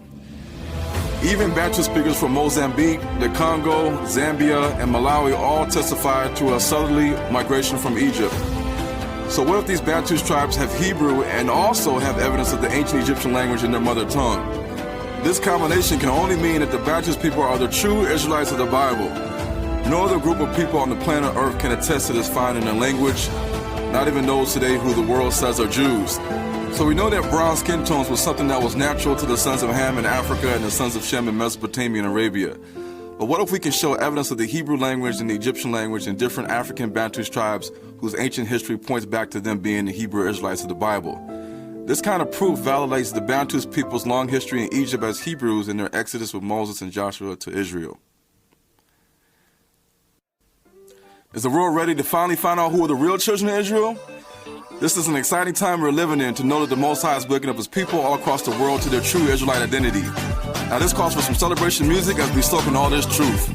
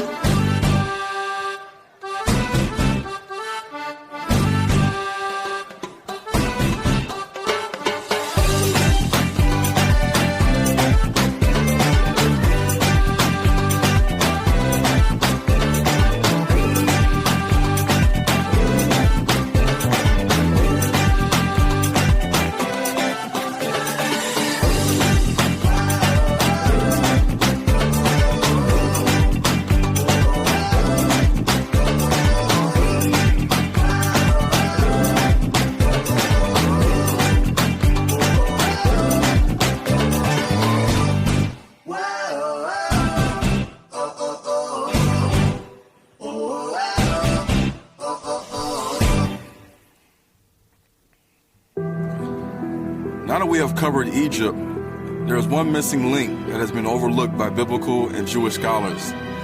The link that proves that the Bantus Negro people are the original Hebrew Israelites. So what is this link?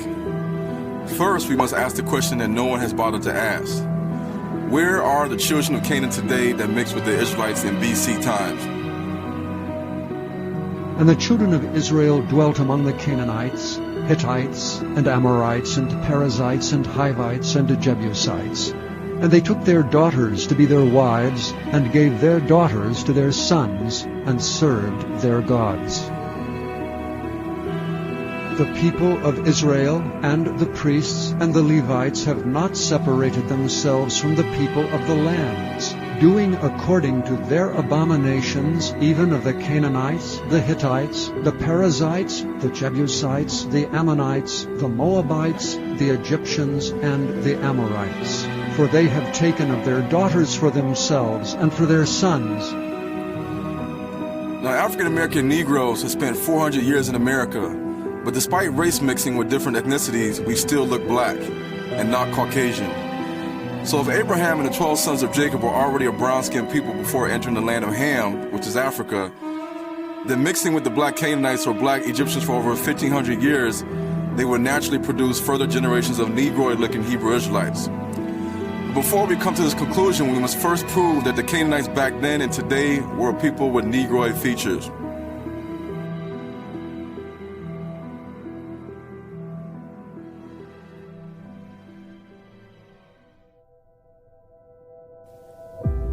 In Africa, there are a group of people who have been said to have been one of the original inhabitants of Africa, a people who are known by other ethnicities to have traveled to distant lands, even before others could lay their stake first.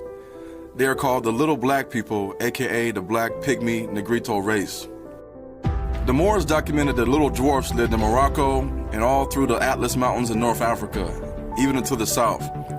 They were called by many names: the Dinga, the Tiki Tiki, the Aka people, which was a Phoenician Canaanite city in BC times, the Jeti people, the Tawuta, and the Saisiyat Black Little People in Taiwan, the Koro Poguru Black Little People by the Ainu people in North Japan, the Nunihi or Yunwi Tsudi Little People by the Cherokee Indians.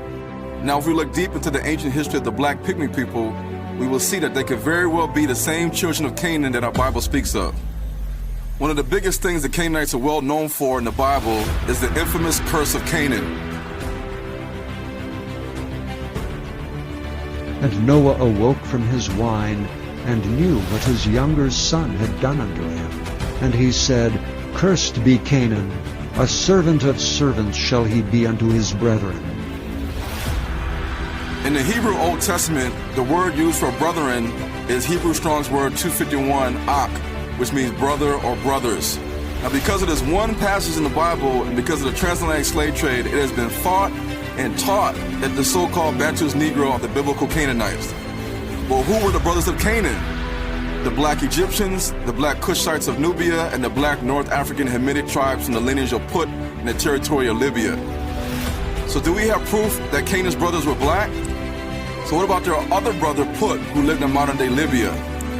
1st century AD, Roman commander Silius Italicus described the black Libyan Berbers with the term Negra, which meant black. Now, this was 600 years before Islam existed or any black Muslim war existed. In 6th century AD, Roman poet Flavius Chrysonius Corippus uses the phrase facies, negroque, colorist, meaning faces or appearance of black color, to describe the North African Libyan Puttite Berbers in his literary work, Johannes.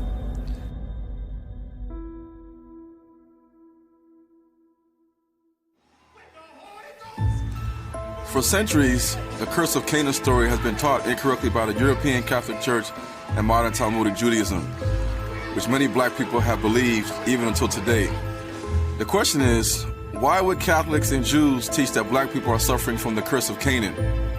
Truth is, the Bantus people in Africa were naturally practicing Hebraic customs without even knowing the English word Hebrew, Jew, or Judaism.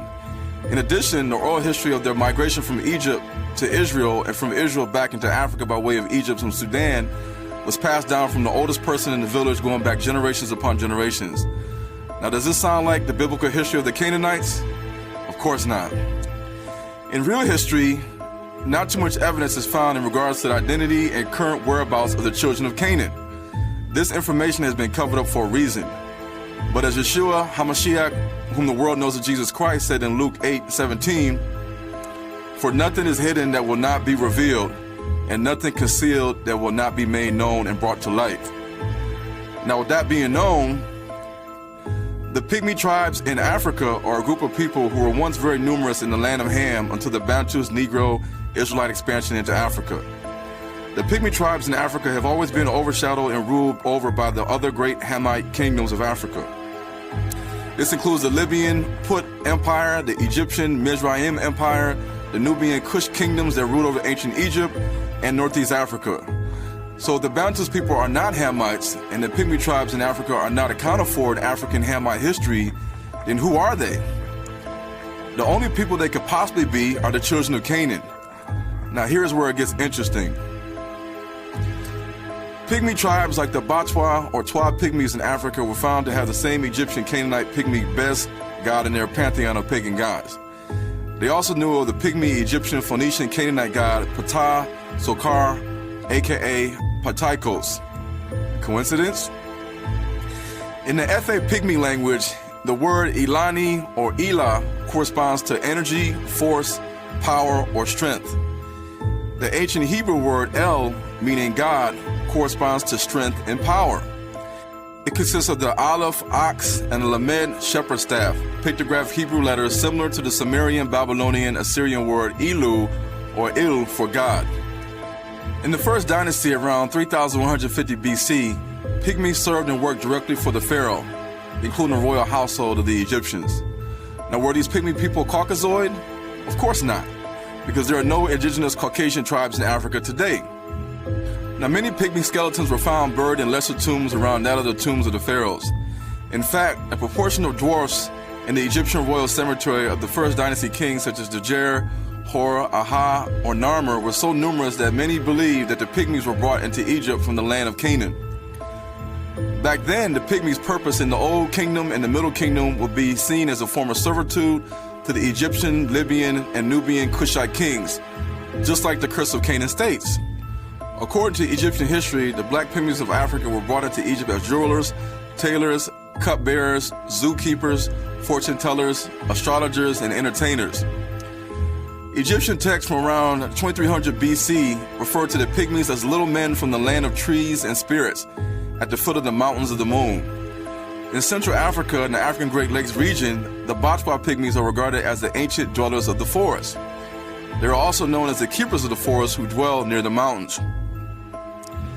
In ancient biblical times, Egyptian King Pepi II Neferkari, around 2200 BC, sent an expedition into Central Africa, the same place that many Pygmy tribes still dwell today, such as the Congo, Cameroon, Central African Republic, and Zaire, and returned with a dancing dwarf known as Akka.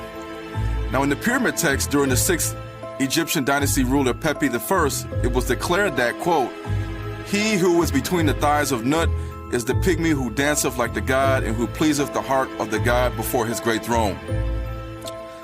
Now, the black Pygmies used in ancient Egypt were often used to dance for special occasions and religious festivals.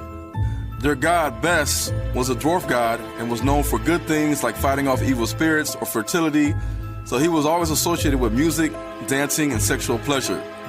Today, the Pygmy people in Africa still enjoy dancing as they are a happy people who are not governed by any specific laws like the Hebrew Mosaic Law, the Roman Law, or the Arab Sharia Law. By the New Kingdom period, from 1550 BC to 1070 BC, they would appear in Egyptian writings as a people of ridicule and abuse.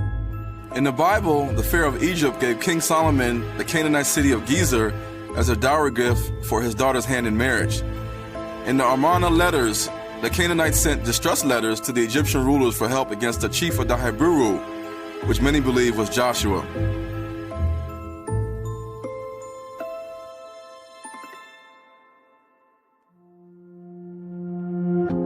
Nevertheless, these shall ye not eat of them that chew the cud, or of them that divide the hoof. As the camel, because he cheweth the cud, but divideth not the hoof, he is unclean unto you. And the coney, because he cheweth the cud, but divideth not the hoof, he is unclean unto you. And the hare, because he cheweth the cud, but divideth not the hoof, he is unclean unto you.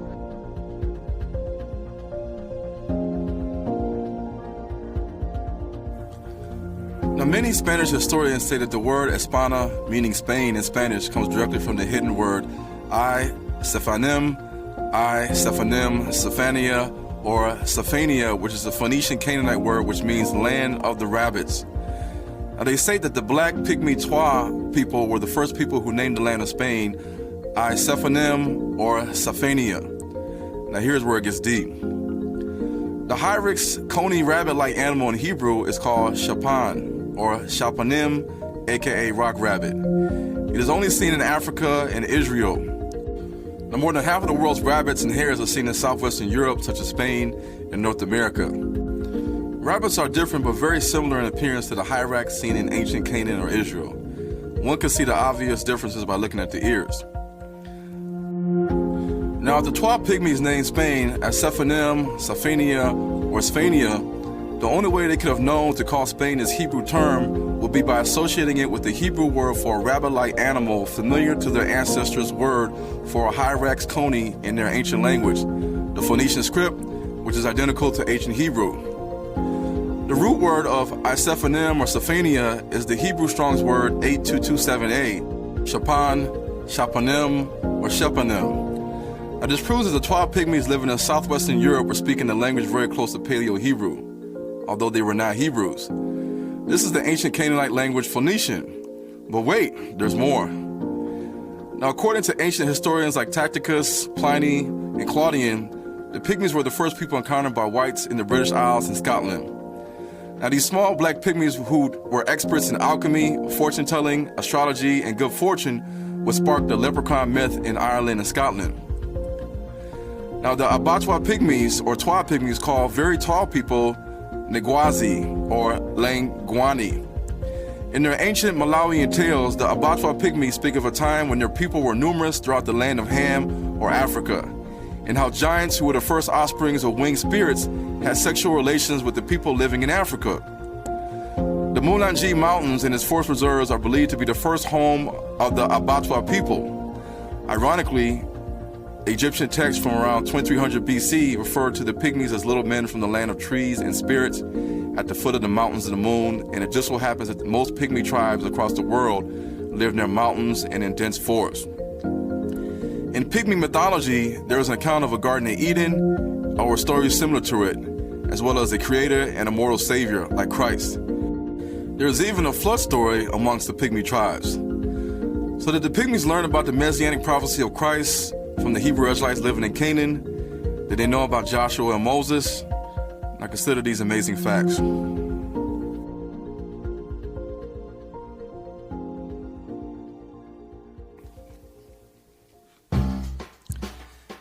In the Pygmy creation story, God makes man modeled from the dirt of the earth. God breathes life into man, he becomes alive and is called Efe. It's the same name as the Efe Pygmy tribes in the Congo. So God told Efe to have children, and he gave Efe seed dominion over everything on earth. Mankind did not have to work at this time and was immortal. The only thing God forbade them to do was to stay away and not eat from the tahu tree.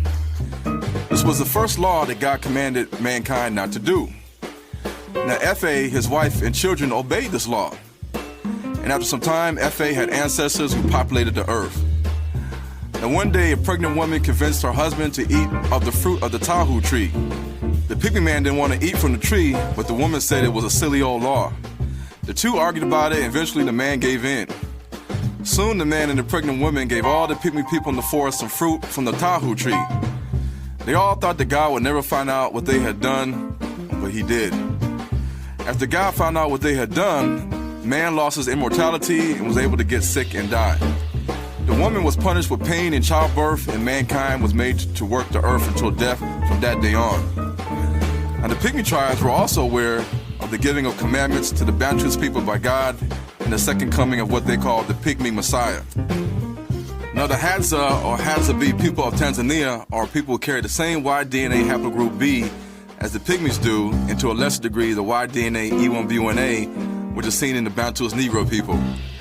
They are of short stature, just like the Pygmy people. And some also have an Asian look to their outer facial appearance, just like the Khoisan Bushman people. Now, according to the Hazda people, Ishoye, the creator, caused a great flood that was sent to kill the evil, wicked people of the earth, including the giants. The Hazda people also claim in their mythology that there was a Bantus, a Zanzu man, similar to Joshua the Israelite, who defeated the giants in the land of their people. Now, this falls in line with the Hebrew Israelites coming into the land of Canaan and being told by God to wipe out the giants, including the Canaanites, in the book of Exodus, chapter 33, verse 2. Now, the maternal DNA marker labeled 9BP deletion is seen in all the African pygmies. It can also be seen in the Lemur Jews, the Remba, Venda, Shona people, Central African Bantus tribes, East African Bantus tribes, South African Bantus tribes, Native American Indians, select tribes in India, in Papua New Guinea, in the Philippines, in Polynesia, and parts of Asia, extending all the way up from Taiwan to Japan. Their African maternal DNA LOA and out of African maternal DNA haplogroups B, E, and F can be seen in Polynesia, Micronesia, Melanesia, and Asia. Now, the Lemur Jews who lived mostly in South Africa told their ancestry as Israelites who left Israel during the Babylonian invasion. They migrated into Arabia and further south into Yemen. From Yemen, they crossed over the Gulf of Aden into Ethiopia and later migrated into South Africa. However, the Lemur Jews carried the same maternal DNA markers seen in the different Pygmy tribes scattered in Africa. The problem is, the Lemur Jews do not openly confess to intermarrying with Pygmy women. So where did the Lemur Jews pick up this DNA marker carried by the Pygmy people? And where did they pick up the Negro-specific paternal DNA E1B1A? It has to be in the land of Canaan or Israel. In the book Totemism and Exogamy by James George Fraser, he states that in Sir Harry Johnson's venture into the Congo and Uganda, he documented that all the Congo Pygmies were circumcised, and both male-female sexes had their teeth filed or sharpened to a point. Now, the Canaanites will also learn and practice circumcision on their babies and men, as noted in the biblical story, the slaughter of the men of Shechem in Genesis chapter 34. Now, Shechem was a Canaanite prince who had sex with Jacob's only daughter, Dinah. Because he had defiled Dinah their sister. And they said unto them, We cannot do this thing to give our sister to one that is uncircumcised, for that were a reproach unto us. But in this will we consent unto you, if ye will be as we be, that every male of you be circumcised. Then will we give our daughter unto you, and we will take your daughters to us, and we will dwell with you, and we will become one people. Now, the Israelite E1B1A Y-DNA haplogroup and the L2 maternal DNA haplogroup, seen mostly in African American Negroes, today can also be seen in some pygmies in Africa. Now, this proves that the Pygmy tribes have a long history of mixing with their Israelite neighbors, just as the Bible tells us. Now, here's where it gets even deeper. The Abattoir or Twa Pygmies write their letter M, pronunciation like a wave of water. It symbolized water for them because in ancient times they had a shrine altar to the rain gods on the Mulanje mountain in Malawi. In ancient Paleo-Hebrew, the letter Mem is drawn like a wave of water as it represents the M pronunciation and was a symbol for water. Coincidence? The Malawi Abattoir Pygmies also wrote for their pronunciation of Ka, which is the letter K or Kaf in modern Hebrew, resembling the picture of a bowl, with the meaning cup hand for making Nsembi offerings. Back then in ancient times, the Abattoir Twa Pygmies offered up their offerings using their hands open, facing up, just like the Paleo-Hebrew Phoenician Canaanite pictograph Kaf. Now, the letter T, or the character associated with the T sound, was drawn by the Abattoir Pygmies as a sort of X, which was the language of the Twa Abattoir Sapitwa priesthood. It is not a coincidence that the way that the Abattoir Pygmy priest wrote the letter T pronunciation was the same way that ancient Canaanites and ancient Hebrews wrote their letter T. Now, with all this information, again, using critical thinking, we can conclude that the Pygmy tribes in Africa are in fact the biblical Canaanites from Ham's lineage. Therefore, proving even more with our knowledge of the Bible that the children of Israel, including Christ in biblical times, could not have been Caucasian-looking people after mixing with the black sons of Ham for thousands of years. Now, this leads us to a bigger piece of the puzzle. a final puzzle piece that will help the world understand who were then and still are today the chosen people of Yahuwah, the real bloodline descendants of the children of Israel.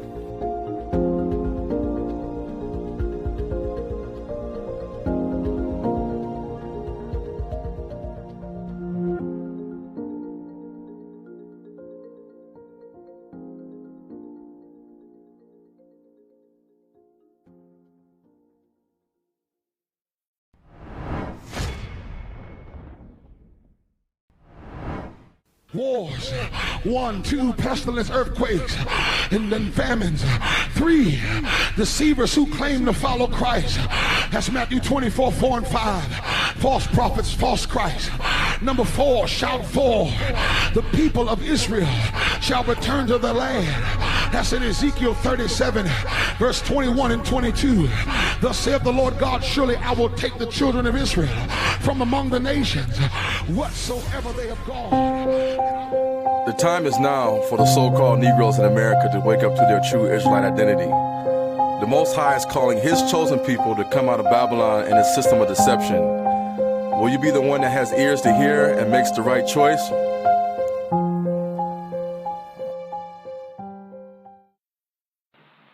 It's a funny thing, Mary. Once someone offers you a choice, you can't ever go back to the way it was before. If you don't try, when you go out of here, you'll find your pride has shrunk to 10 inches. If you do try, well, if you do try, you may have something to be really proud of. What do you say? All right. I'll try. Good girl.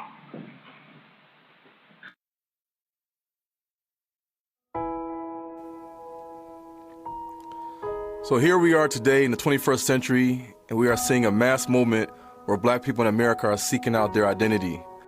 From paying attention to social media trends, I believe most people today would say that the common consensus is that black people are finding out that their identity is not defined by the word black, Negro, or African American, but with the Hebrew Israelites of the Bible. But as we all know, because of years of being taught incorrectly in church that we are the Gentiles, when the Most High reveals the truth to His people, we have a choice to either accept it or reject it. Either way, the truth doesn't change. So why is this awakening happening globally? If you look to the scriptures, we can see why this awakening is now happening. The hand of the Lord was upon me, and carried me out in the spirit of the Lord, and set me down in the midst of the valley which was full of bones, and caused me to pass by them round about. And behold, there were very many in the open valley, and lo, they were very dry. And he said unto me, Son of man, can these bones live? And I answered, O Lord God, thou knowest. Again he said unto me, Prophesy upon these bones, and say unto them, O ye dry bones, hear the word of the Lord. Thus saith the Lord God unto these bones, Behold, I will cause breath to enter into you, and ye shall live. And I will lay sinews upon you, and will bring up flesh upon you, and cover you with skin, and put breath in you, and ye shall live. And ye shall know that I am the Lord. So I prophesied as I was commanded, and as I prophesied there was a noise, and behold a shaking, and the bones came together, bone to his bone. And when I beheld, lo, the sinews and the flesh came up upon them, and the skin covered them above, but there was no breath in them. Then said he unto me, Prophesy unto the wind, prophesy, Son of man, and say to the wind, Thus saith the Lord God, Come from the four winds, O breath, and breathe upon these slain, that they may live. So I prophesied as he commanded me, and the breath came into them, and they lived and stood up upon their feet, an exceeding great army. Then he said unto me, Son of man, these bones are the whole house of Israel. Behold, they say, Our bones are dried, and our hope is lost. We are cut off for our parts.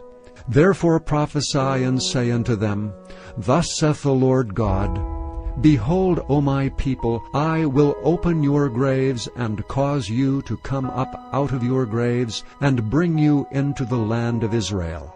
And ye shall know that I am the Lord, when I have opened your graves, O my people, and brought you up out of your graves, and shall put my spirit in you, and ye shall live, and I shall place you in your own land. Then shall ye know that I, the Lord, have spoken it, and performed it, saith the Lord.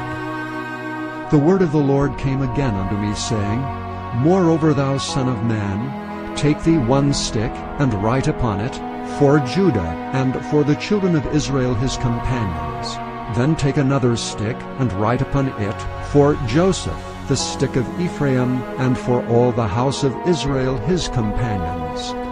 And join them one to another into one stick, and they shall become one in thine hand. To fully understand the biblical component of this awakening of Negroes to their true Israelite identity, we have to go back to the past. So the plantation system, in a smaller and modified way, continued and can be found in the South today. Much of the work is still done by hand. Much of the wealth still comes from one crop, cotton. Most of the workers are Negroes who live on the plantation. Today, the man who owns the plantation is called the landlord. The men who work the farm are tenants. And so the landlord, the laborers, and the land are still the important parts of the plantation system. Today, this owner has less land than the plantation owner of the past, and he lives in a house that is less pretentious than the great mansions of earlier times. The tenant farmers and their families live on the plantation. Each family has a small house which they rent together with a section of land.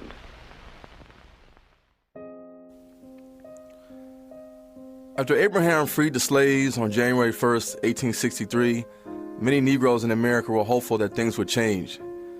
Sharecropping was just another form of slavery by another name. In the 1900s, we thought that segregation was bad and integration was good for us. But here we are in the 21st century, and things seem to have been better when we had our own communities like Black Wall Street, when we were forced to work with each other. For many black people in America who are waking up, we now know that all of our struggles in America has been because of the curses of Israel. But just like Malcolm X said, there are still many of us who are asleep Negroes, and there are many of us who are trapped with the mentality of the house Negro.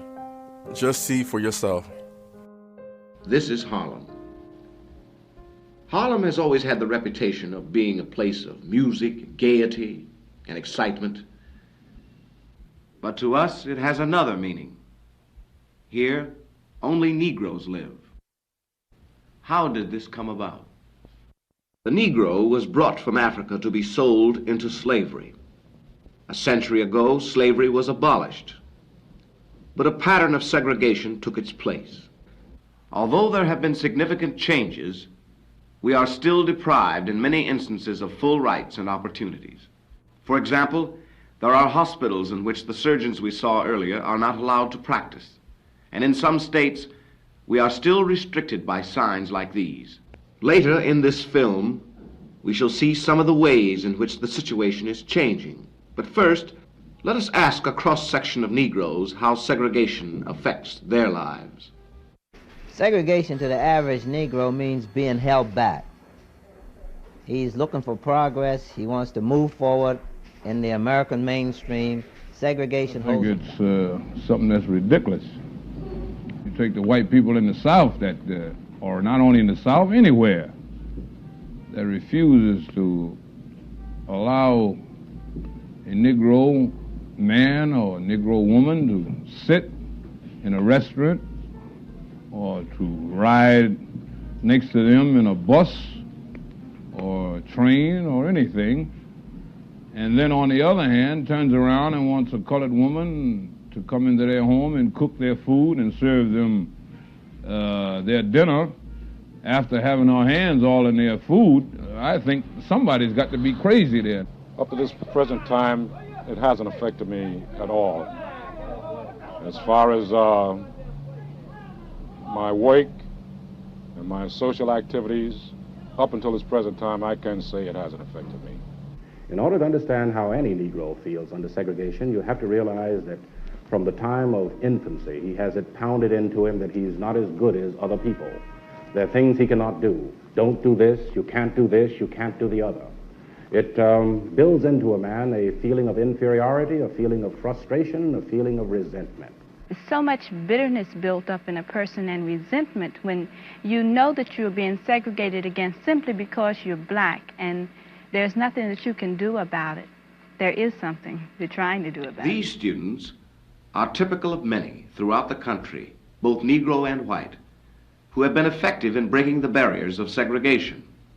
Sense the confidence and dedication of these young people as they discuss their plans. Talking about was the possibility of spending your Christmas in jail. I think the most beautiful thing that we could do would be to stage a mass sit-in or some type of demonstration. And if they did not serve us, to remain until they served us. If arrested, to go in jail and refuse bail. That's what I think will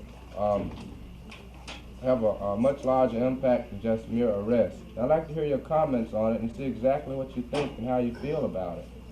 Tommy? We've been getting public sympathy, but not enough by just going in and coming out. And if we decide to spend Christmas in jail, then I'll go. That's all. How many people would actually feel committed enough right now that if it came to this, they would spend their time in jail over the Christmas holidays? Through the years, Negroes have always protested against segregation. But what you see here is an example of a new spirit. Nightmares are not the sole property of Southern sleepers. This is Brooklyn, New York, where headlines tell of repeated incidents of police brutality. Perhaps I'm not the right person to talk about this case, but I feel it so deeply and so closely that I'll not rest until somebody pays for the death of Al Garrett, were he my brother.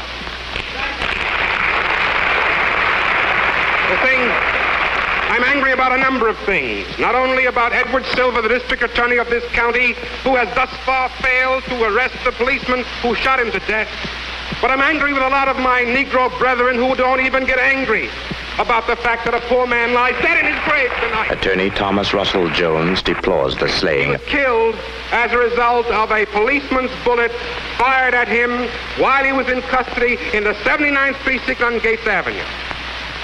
This man who had not even committed any crime, he failed to put a bottle or trash in a can. And this trigger-happy cop took him in, marched him into the police station. And there's some testimony that as Al Garrett was being marched to the police station, he suddenly put up his hands and said, "Oh, you're not going to do that to me," and marched holding his hands all the way to the precinct. Anybody who's been a Negro for long knows what that means. Any man here in this room knows what you do, why you do a thing like that.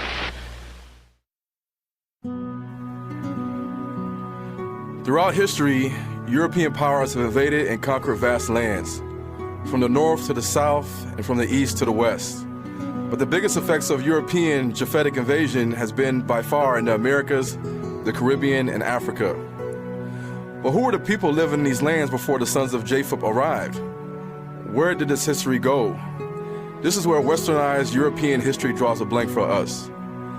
Now, George Orwell, the author of the book 1984, quoted that whoever controls history controls the world. Now, despite his story or history that we have been told in Western education, black people are slowly waking up and are asking questions. We no longer believe that Jesus and the Israelites were European-looking people. We are no longer falling for the curse of Canaan, aka Noah's curse, when it comes to our biblical identity. Negroes inferior by nature because of Noah's curse. And so one brother during the days of slavery wanted to justify slavery, and he had set his argument up on the framework of Aristotle's thinking. He could say, now, all men are made in the image of God, And then came his minor premise, God, as everybody knows, is not a Negro, therefore the Negro is not a man. They argue now on more cultural and subtle sociological grounds. The Negro is not culturally ready for integration. And if you integrate schools and if you integrate too much, the Negro will pull the white race back a generation. And then they go on to say, you know, that the Negro is inherently criminal and all of these things. Now, these people never say to us that many of these problems are problems of urban dislocation and that poverty, ignorance, and disease breed crime, whatever the racial group may be, that these conditions are environmental and not racial. And it is a torturous logic to use the tragic results of segregation and discrimination as an argument for the continuation of them. But I submit to you this evening that this way of nonviolence will help us not to seek to rise from a position of disadvantage to one of advantage, thus subverting justice. We will not substitute one tyranny for another, for black supremacy is as dangerous as white supremacy. The time to do right is now, and that the time is always.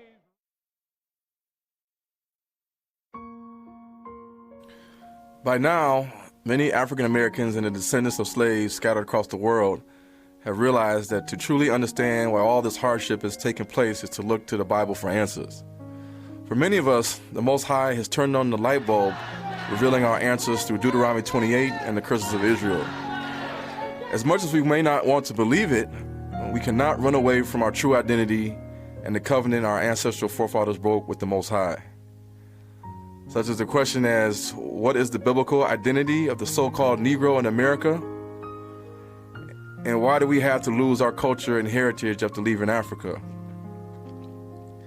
No matter what country we live in, why is it so hard for the so-called Negro to be prosperous as a people? And why are we struggling economically? And why are we the last ones hired on the job, the only ones discriminated against on the job, and the first people fired?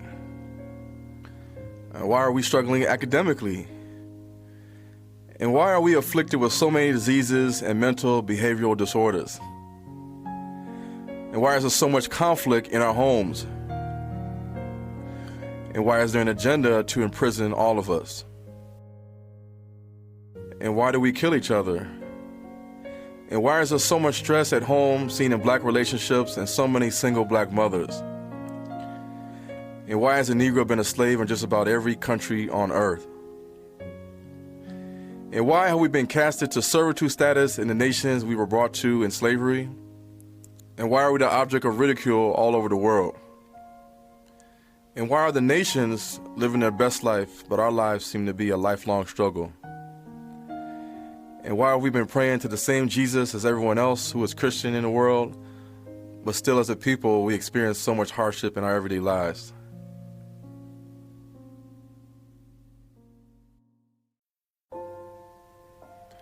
Decade after decade, we have been reminded by Hollywood of our ancestors' history of slavery, but what is the real truth about the slave trades?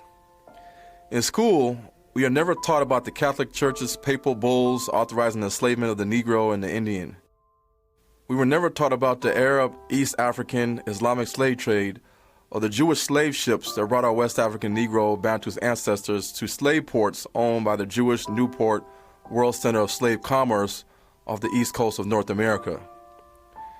And little do we know that the three Abrahamic religions that shaped the world were the very same religions that enslaved the so-called Negro. Perhaps this is the reason why the true Israelite identity of the so-called Negro has been covered up for so long. The mass media is the biggest tool of indoctrination, brainwashing, and propaganda that the world has seen. For centuries, it has been helping Satan deceive the world, including the Christian church. Don't believe me? The following quote was made by Ashkenazi Jew Harold Wallace Rosenthal back in 1976. The truth will shock you.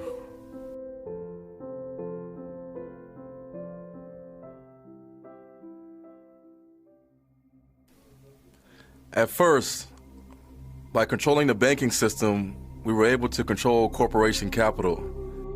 Through this, we acquire total monopoly of the movie industry, the radio networks, and the newly developing television media. The printing industry, newspapers, periodicals, and technical journals have already fallen into our hands. The richest plum was later to come when we took over the publication of all school materials. Through these vehicles, we could mold public opinion to suit our own purposes. There is no such thing as a silent majority because we control their cry and hue. The only thing that exists is an unthinking majority, and unthinking they will remain, as long as their escape from our rigorous service is the opiate of our entertainment industry. By controlling industry, we have become the taskmasters and the people the slaves. When the pressure of daily toil builds to an explosive degree, we have provided the safety valve of momentary pleasure. The television and movie industries furnish the necessary temporary distraction. These programs are carefully designed to appeal to the sensuous emotions, never to the logical thinking mind. Because of this, the people are programmed to respond according to our dictates, not according to reason. Silent they never are, thinking they will remain. We are amazed at the Christian stupidity. Judaism is not only the teaching of the synagogue, but also the doctrine of every Christian church in America. Through our propaganda, the church has become our most avid supporter. This has given us a special place in society. They're believing the lie that we are the chosen people and they, the Gentiles. Said by Ashkenazi Jew Harold Wallace Rosenthal in The Hidden Tyranny of 1976, The Silent Majority.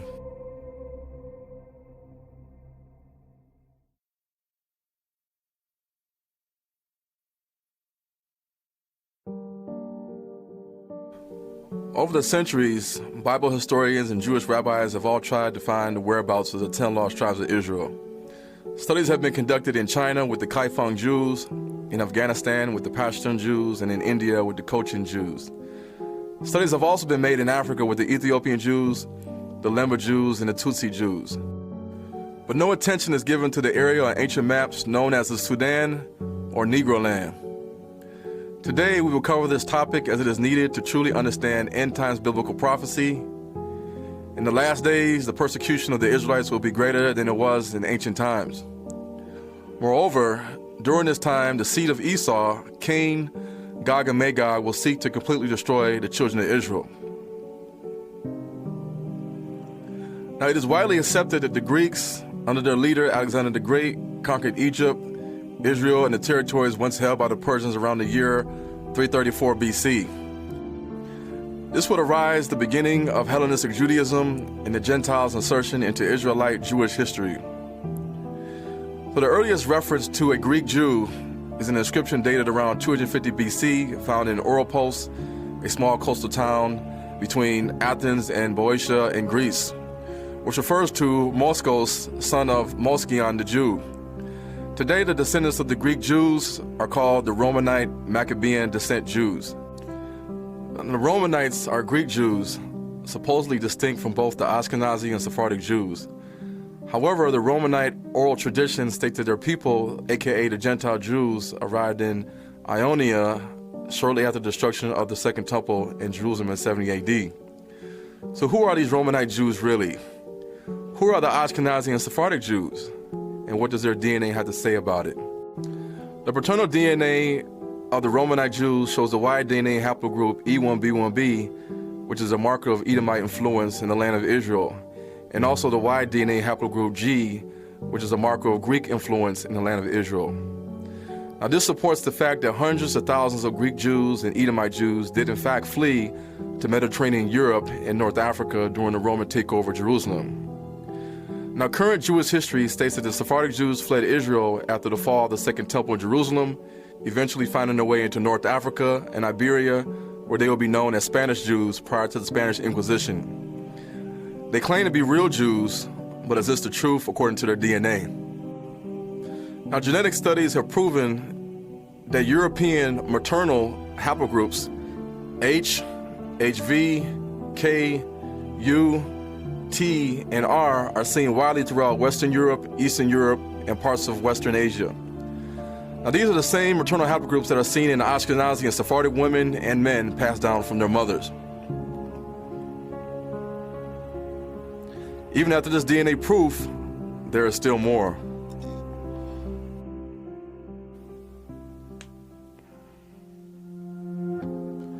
As far back as the 4th century BC, even after during the time of Christ, the Edomites and Greeks ruled the land of Judea. Once they gave up their pagan gods, underwent circumcision, and started following the Torah, they were then known by their new identity as Jews, even after the Romans took the land of Israel under full control around 70 AD. Here, the Gentile Jewish historian Josephus Flavius confirms the Edomite occupation of southern Judea. That country is also called Judea, and the people Jews. And this name is given to as many as embrace their religion, though of other nations. But then upon what foundation so good a governor as Maccabean John Hyrcanus took upon himself to compel these Idumeans either to become Jews or to leave their country deserves great consideration.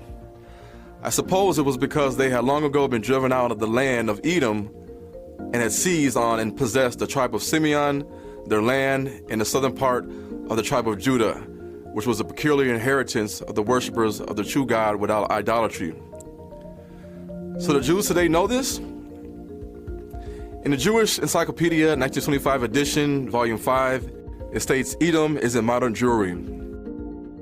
And under the heading of a brief history of the terms for Jew in the 1980 Jewish Almanac is the following words. Strictly speaking, it is incorrect to call an ancient Israelite a Jew or to call a contemporary Jew an Israelite or a Hebrew.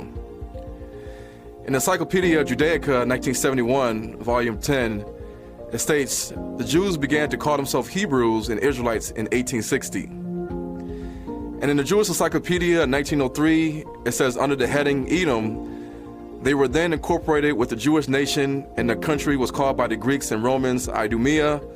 From this time, the Idumeans ceased to be a separate nation, though the name Idumea still existed in the time of Jerome. While living in North Africa, many Edomites would wait for the perfect time to insert themselves into history as Jews, which was after the Spanish-Portuguese exile of the real black Israelites during the Spanish-Portuguese Inquisition in the late 1400s. Now let's reveal what ancient documents had to say about this. Now, according to ancient Iberian texts written in Old English, the Hebrew Israelites in Iberia prior to the Spanish-Portuguese Inquisition were black. They were also said to be from the tribe of Judah. Today, genetic research of ancient skeletons in Iberia, the Spanish-Portuguese colonies in Africa, the New World, and the Caribbean all point to a people whose descent comes from the Yoruba tribe, the Mandingo tribe, and the Congolese tribes. Now, it is a known fact that the ancient precursor to the E1B1A Y-DNA haplogroup has been only found among the Falasha Ethiopian Jews who claim to mixed ancestry from King Solomon and Queen Sheba of the Cushites. Also the Congo, Guinea-Bissau, Brazil, South America, which is a Portuguese territory where many Yorubas were sent as slaves. But wait, there's more.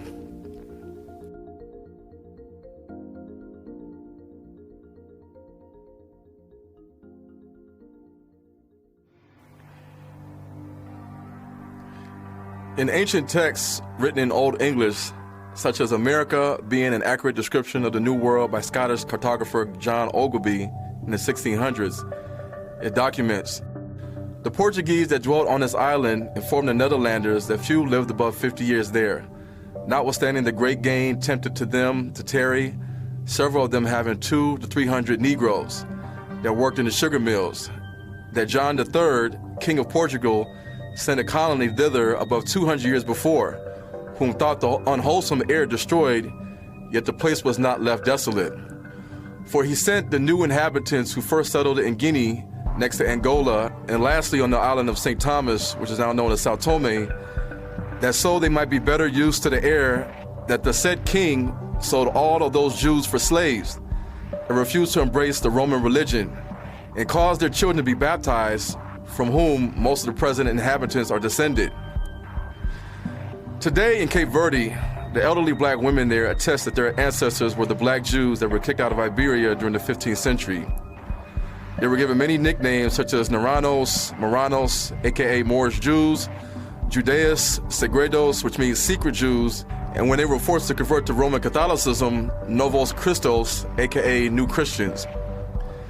So can we prove that these Jews banished to the islands of Sao Tome or St. Thomas and Principe were black and not white? In the American Journal of Human Biology, Volume 19, page 422 to 428 in 2007, a study was done called Y Chromosome Lineages in Sao Tome and Principe Islands, Evidence of European Influence. It was done at the Human Genetics Laboratory in the University of Madeira, campus of Pentada, Funchal, Portugal. In 126 out of 150 genetic samples from the Sao Tome and Principe people of Foro, Angola, Manco, and Tonga descent, it showed an overwhelming presence of the Y DNA haplogroup E1B1A. The same paternal Y DNA seen in the Bantus people in Africa, African Americans, and Caribbean blacks. So as if this wasn't enough, the rabbit hole of truth gets deeper. In 1818, American author Hannah Adams wrote the book, The History of the Jews, from the destruction of Jerusalem to the present time. In it, she quotes, "The Spanish and Portuguese Jews claim their descent from the tribe of Judah and Benjamin, with some among them of the tribe of Levi, and found these pretensions on a belief which prevails among them, that many of their ancestors were removed." Now, around the same time period, English physician and ethnologist J.C. Picard in 1786 quoted, "Especially dark were the Jews of Spain and Portugal. These Portuguese Jews were very dark." Also, the French writer Laure Hunaut, Duchess of Abrantes in the 1830s, quoted, "The Jew, the Negro, and the Portuguese can be seen in a single person." So according to all this evidence, if the Sephardic Jews and Ashkenazi Jews today claim they're from the tribe of Judah, Benjamin, or Levi, why did they decide to steal the identity of the real black Israelites that they sold into slavery? And why has Catholicism, Judaism, and Islam covered up the true identity of the people they enslaved? Now, while this cover-up has gone unnoticed for years, there are some influential people in the past that spoke out against this religious hoax.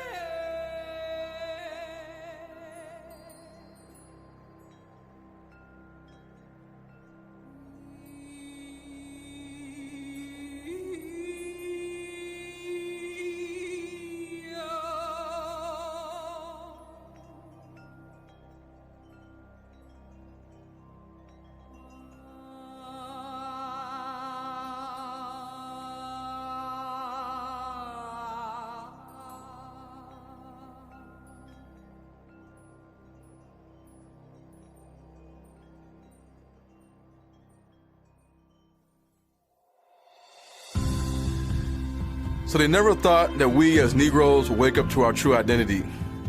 But the Elohim of Abraham, Isaac, and Jacob said that the line of Judah would wake up and begin to gather the 12 tribes. So now is the time for the hidden ones, the real children of Israel, to take their rightful position in the world. So how do we obtain our Israelite heritage back? How do we wake up the descendants of Israelites who were scattered to the four corners via exile and slavery? By spreading the truth with the correct history of where the 12 tribes of Israel went during the time period of the biblical Old Testament and New Testament. So right now, let's take a journey into Africa and beyond to see where the real Israelites of the Bible are at.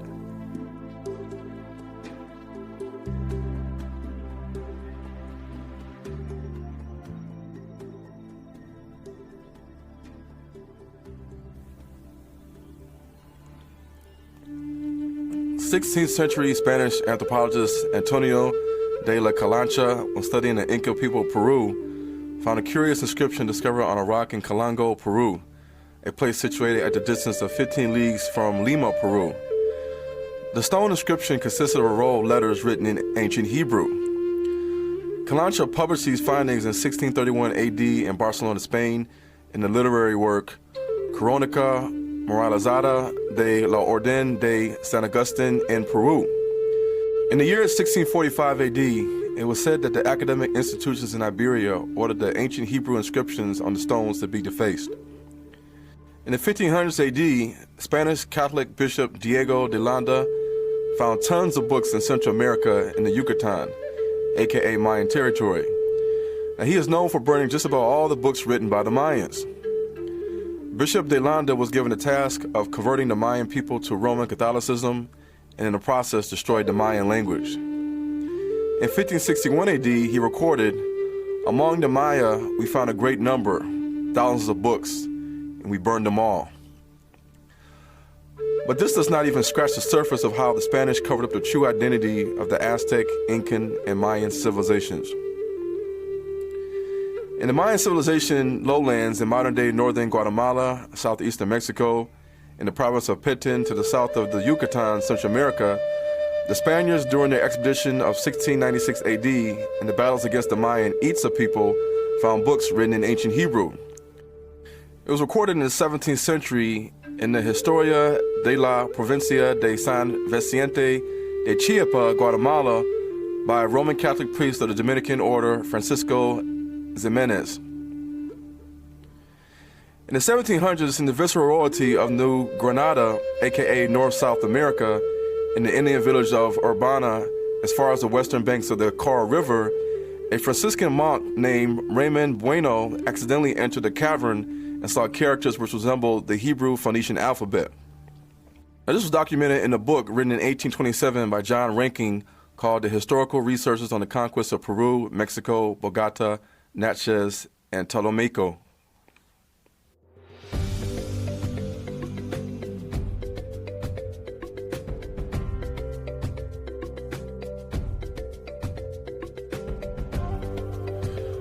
Now, the kingdom of Dahomey is now known as the modern country of Benin in West Africa. Benin is home to the Ewe, Fan, Aja, and Yoruba people. When the French controlled the capital of Benin, Porto Novo, it was called French Dahomey. But the kingdom of Ouida, called Oyuda or Judah by the French, and Ajuda by the Portuguese, was home to constructed forts, each for the sole purpose of trafficking slaves to the Americas, Jamaica, and Haiti. But who were these slaves that were captured and sold? They were the Israelites. In the 1790 edition of the Memoirs in the Reign of Basa Ahade, King of Dahomey, by European slave trader and African traveler Robert Norris, a map was portrayed which was a direct eyewitness account by the English and French. On the map, they designated the town of Ouida as the country of the Jews. Now, why would a European slave trader refer to Dahomey, modern-day Benin, Togo, as the country of the Israelite? Well, let's see. Was it because the Dahomey king's apron consisted of 12 emblems that resembled the 12 stones of the 12 tribes of Israel on the Levitical high priest's breastplate of judgment? Or was it because Robert Norris observed many Hebrew traditions in Dahomey? As a slave trader in Dahomey, Robert Norris was well acquainted with the Dahomeyan language and customs. But there is more. In 1926, Dr. J. Kreppel, in his book about the Jews and Judaism, also reported a large Israelite community in the interior of Dahomey. He admits they have a central temple where animals are sacrificed at, and in the temple, laws were engraved on tablets that were attached to the temple walls. They also had a Torah written in Hebrew Aramaic letters written on old animal skins. Now, these Israelites in Dahomey observed the Sabbath and other Hebraic customs. And to add more proof to this, Abbé Pierre Boucher, a 19th century French historian and missionary, makes reference to a map by Jean d'Anville that states that the country of Negroes was formerly inhabited by Jews. He admitted that this was also found in earlier writings in the 11th century AD by Spanish Arab explorer Muhammad al-Idrisi. Now, Bain Hugh Clapperton was a Scottish naval officer and explorer of West and Central Africa. The second sultan of the Sokoto Caliphate, Mohammed Bello, was quoted in 1820 by Hugh Clapperton to have said that the Yoruba people were descendants of a Canaanite tribe. However, some say Yoruba is a corruption of the name Jacob, or in Hebrew, Yaakov. Others assert that Yoruba is from Yorubabel, the people of Baal. Now, this won't be a surprise because the Yoruba god of thunder and lightning named Shango is identical to the Canaanite pagan god Baal, the same god the Israelites worship all throughout the Old Testament, disobeying the Most High's first commandment of thou shalt not worship any other gods. Now, the Yoruba sacred city called Ife was founded by the Yoruba deities named Oduduwa and Obatala when they created the world. Now, here's where it gets interesting. Oramiyan, the great prince of Ife, king of the Yoruba, also known as Orion, was the Yoruba king from the kingdom of Ile-Ife. The word Orion corresponds to the word Jacob in the Yoruba language. Therefore, Oramiyan's staff is called Jacob's staff. Certain historians state that the marking on Oramiyan's staff has the Hebrew words Yod, Shin, and Resh, or Resh and Yod. Now, Resh means first, a beginning, and Yod means work, worship, make, or praise. Now, some link the 10th Hebrew letter Yod to completion or creation, such as the 10 Commandments, 10 generations from Adam to Noah, and 10 generations from Noah to Abraham. So together they mean first worship, first make, or first praise. Now, the city Ile-Ife means today place of dispersion and expansion because the city was founded by the Yoruba pantheon as the place where man was first created before they expanded into the world. It is also seen as a sacred, holy place of worship for the Yoruba people. Now, consider this amazing fact. In the earlier Bibles in Old Swahili, which started in Tanzania with the Bantus people, the pronunciation of the Lord God is Yahuwah Mungu. In the Yoruba Bible, the people who were actually in Iberia as the black Jews from the tribe of Judah before the Spanish Inquisition, they used the word Oluwa, Olurun, Olurun, Abrahamu, Olurun, Isaki, Ati, Olurun, Jacobu, as the phrase, the Lord God, the God of Abraham, the God of Isaac, and the God of Jacob, as seen in Exodus 3:15. Now in Exodus 3:14, the phrase, I am that I am, can be pronounced as Emi, Ni, and Niti, Owa, or Iye, Ase, Iye, which means life eternal, let it be so, life eternal. Now again, is this a coincidence that the Yoruba people still have preserved in their language the name of the Elohim of the Israelites, the creator of the world? You be the judge.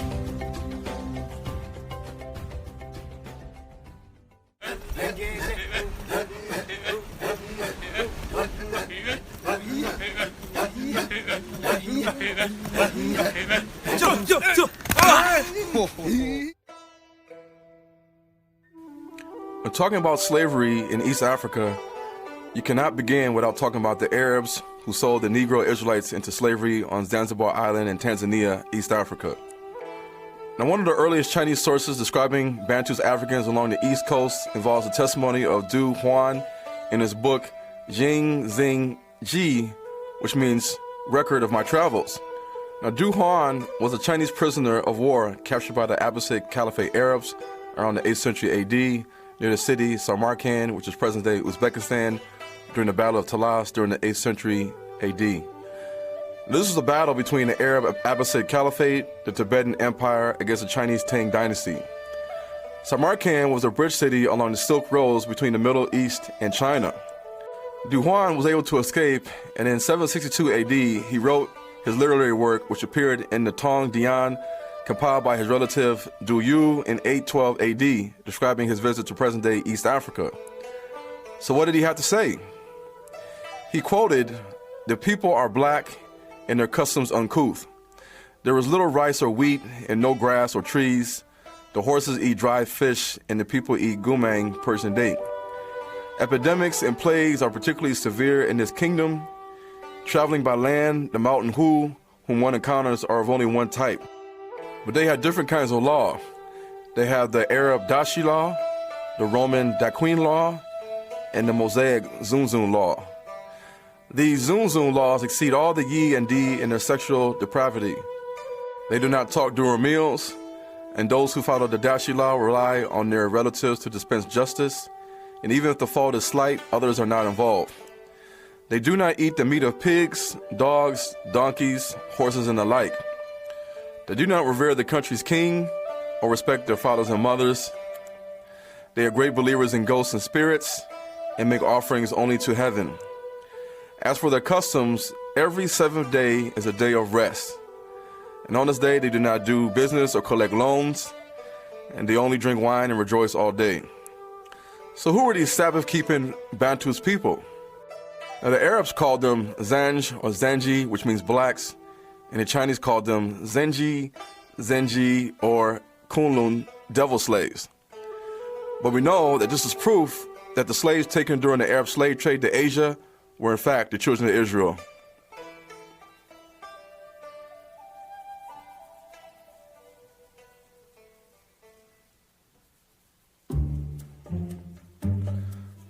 So the Bible says that the children of Israel will be gathered from the north, west, east, and the south. But modern Jewry tends to overlook and reject that any of the brown, Negroid-looking races in the Pacific Islands are the descendants of the children of Israel. But what does the Bible say?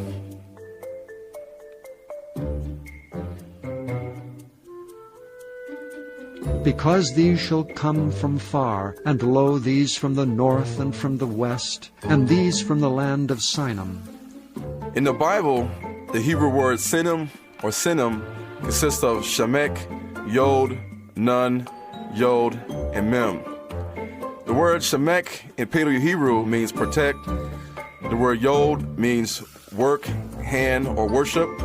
The word nun means seed, fish, life, continue. The word yod again means work, hand, and worship. And the word mem means water in Paleo-Hebrew.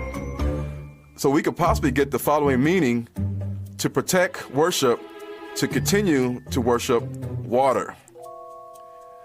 Among the Australian Aborigine tribes, the Warramungu tribe and the Mardudjara tribe practice circumcision as a rite of manhood, just like many Bantus African boys undergo this religious rite of passage by the elders of their tribe. Now, Dr. Nick Reed, a linguistic expert at the University of New England, found the ancient stories of the Australian Aborigines to be similar to the stories told from people with Semitic ancestry. Now, the paternal Y-DNA haplogroup C, which is predominantly seen in the Australian Aborigines and Native Americans, was found in skeletons uncovered in the caves in ancient Israel. In 2016, this work was published by Harvard geneticist Iosif Lazardis and was shown in the BioRxiv magazine with the title The Genetic Structure of the World's First Farmers. Now, the paternal Y-DNA-C was also found in the biological skeletal samples in ancient Medes, Persia, Iran, and in the Ganj Dareh Tepe area of western Iran. Now, this would mean that the Australian Aborigines and Native American Indians bearing the Y-DNA-C could be the descendants of the exiled northern tribes of Israel. Then the king of Assyria came up throughout all the land, and went up to Samaria and besieged it 3 years. In the 9th year of Hoshea, the king of Assyria took Samaria and carried Israel away into Assyria, and placed them in Halah and in Habor by the river Gozan, and in the cities of the Medes. The pre-pottery Neolithic period skeletal remains found in Atlit Yam, Israel, matched up perfectly with the Australian Aborigine Y-DNA-C haplogroup. The city of Atlit Yam falls into the ancient territory of the tribe of Manasseh and the tribe of Asher. Remember, Manasseh was the offspring of Joseph the Israelite and an Egyptian woman. Now, while investigating Aboriginal cultures in Australia in the 20th century AD, Professor A.P. Elkin of Sydney University in Australia came upon Aboriginal tribes in Australia displaying Semitic Mediterranean features with Egyptian words in their language. Now, it's a known fact that eucalyptus oil and leaves, which are seen in Australia, have been found in West Africa, used among the Bantus people, and they've also been found in Egypt. Also, Aboriginal carvings of a Levantine trireme shipping vessel were also found in Australia. In 1978, a black stone with Phoenician Paleo-Hebrew letters was found in Katoomba, Southeast Australia. In addition, numerous Levantine Israelite symbols have also been found in Aboriginal cave art in the areas of northwest Kimberley, Arnhem Land, and Cape York, Australia. Among the symbols is the Paleo-Hebrew symbol Nakash, or Nekosheth, for copper or bronze.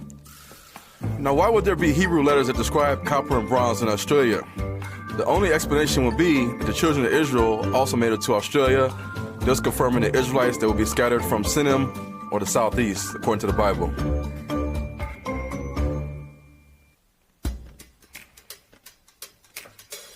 In the Pacific Islands, in the country of Papua New Guinea, there exist numerous tribes of Negroid-looking people. However, they do not have the same paternal haplogroup E1B1A as seen in the Bantus Negro people of Africa. So where did they come from and how did they get to Papua New Guinea? Even more, who are they? Now, the Gogodala people in Papua New Guinea say their ancestors came by canoe from the Holy Land of Yabi Saba, which is similar to the word Jabus and Yabus, seen in 1 Chronicles 11, verses 4-5. Today, we know it as Jerusalem. Now, there were two boats, long and sturdy, hand-carved from ancient trees. The red boat carried the Sagala clan, and the yellow boat carried the Paya clan.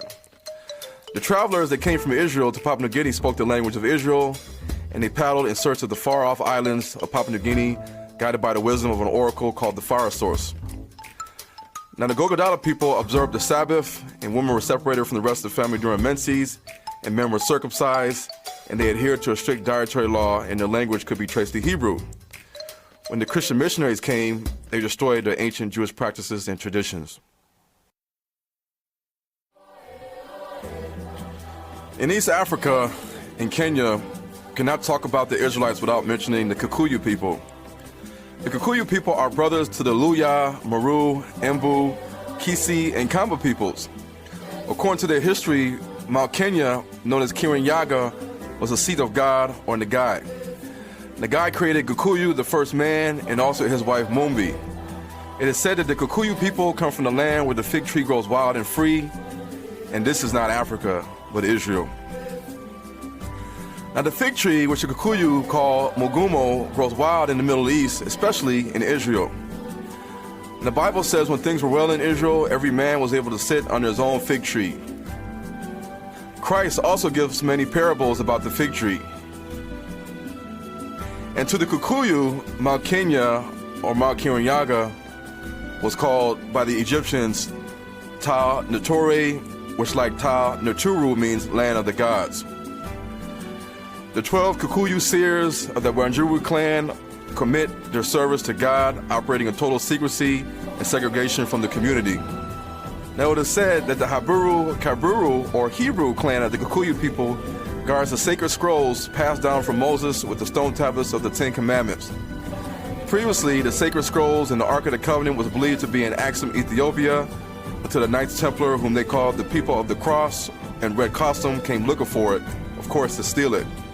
Now it is said that the Ethiopian Hebrew seers in Axum then had the sacred Ark and scrolls taken south to Mount Kenya.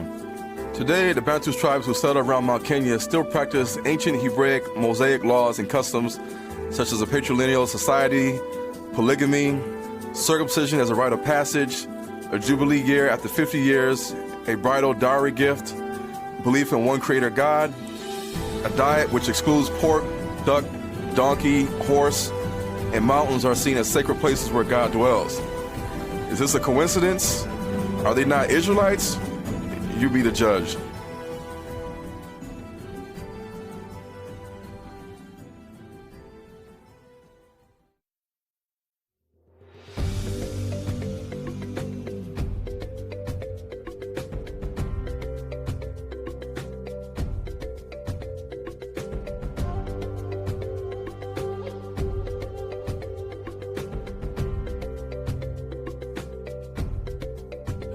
Now, Dr. William Bozeman wrote a book called A New and Accurate Description of the Coast of Guinea.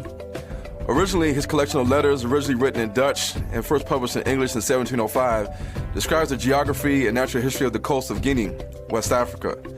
Now, Bozeman was born in 1672 and went to Africa at the age of 16 in the service of the Dutch West India Company and spent 14 years on the Gold Coast. The collection of letters written to his uncle in the Netherlands is an important source of information from the 1600s to the late 1700s AD. In his book, it talks about his travels to Guinea, West Africa, which says, the Negroes still retain several laws and customs which favor Judaism, as their marrying of their brother's wife and several more. They seem the same in effect, as well as the names of which here in Guinea are several which occur in the Old Testament. Now, Guinea was described on ancient maps as being the current geographical location of West Africa. So what are the different types of Hebrew customs that were seen by the Reverend John Wilson and Dr. William Bozeman? Well, today in West Africa, many Bantu tribes still exhibit and practice the following Hebraic customs, such as circumcision on the 8th day, naming babies on the 8th day, the Nazareth vow, where the locks of the hair are grown and not cut, such as dada locks in Nigeria. The seventh day is a day of rest for people or livestock. And separation of women after childbirth or menses for 7 days, as in Leviticus 15. The ceremonial washing of hands.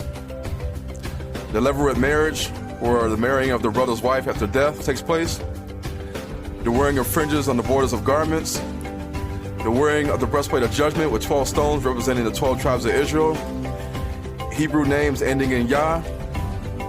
Blowing of the shofar horn in times of feasts, celebrations of war. Dietary laws against eating unclean animals. Animal sacrifices for sin. Slaughter practices of meat. The division of African tribes into 12. Blood sprinkling upon altars and doorposts. New moon celebrations, Passover feasts, holidays with blood painted on the door, such as the Homo Festival and the New Yam Festival. Setting aside to God the firstborn males of livestock and herds. Intertribal marriages. Divination practices using kola nuts, palm nuts, shells, sticks, or sand, similar to the Urim and Thummim practices used by the Levitical Aaronite high priest to obtain answers of the will of God. We still see in the Bantu people in Africa the same ancient Israelite disobedience to the Torah in regards to idol worship, necromancy, aka ancestral worship, fortune-telling, interpretation of omens, mediums, charmers, witches, sorcerers, and astrology. And they have superstitions and laws and taboos in regards to hypopigmentation disorders. And they practice the casting of lots and the pouring of libations. Now, Mungo Park, in his book, Travels in the Interior Districts of Africa, written in 1810, observes illegal whippings among the Tisi people in Kassoum, which is current Burkina Faso. He says the number of stripes were precisely the same as required by Mosaic law, 40, say 1, based on Deuteronomy 25, verse 3. He notes further that these people were neither Roman Catholic Christians or Muslims at the time. Mungo Park also notes reference to the Sabbath in that on the first appearance of the new moon, the Bantus natives say a short prayer to the Creator or Supreme Being.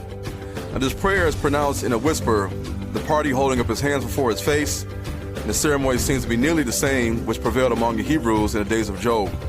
Now, this is also in the Old Testament as well, in Isaiah chapter 66, verse 23, where it says, "And it shall come to pass that from one new moon to another, and from one Sabbath to another, shall all flesh come to worship me, saith Yahuwah."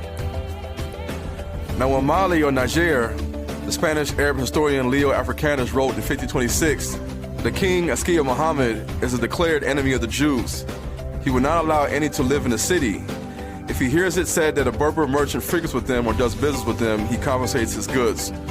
Now, the 18th century European traveler and historian Mungo Park documented in his book, Travels in the Interior of Africa, quote, he said that there were many Jews at Timbuktu, Mali, but they all spoke Arabic and used the same prayers as the Moors. I discovered that the Negroes are in possession, among others, of an Arabic version of the Pentateuch or Torah of Moses, which they call Teruta la Musa.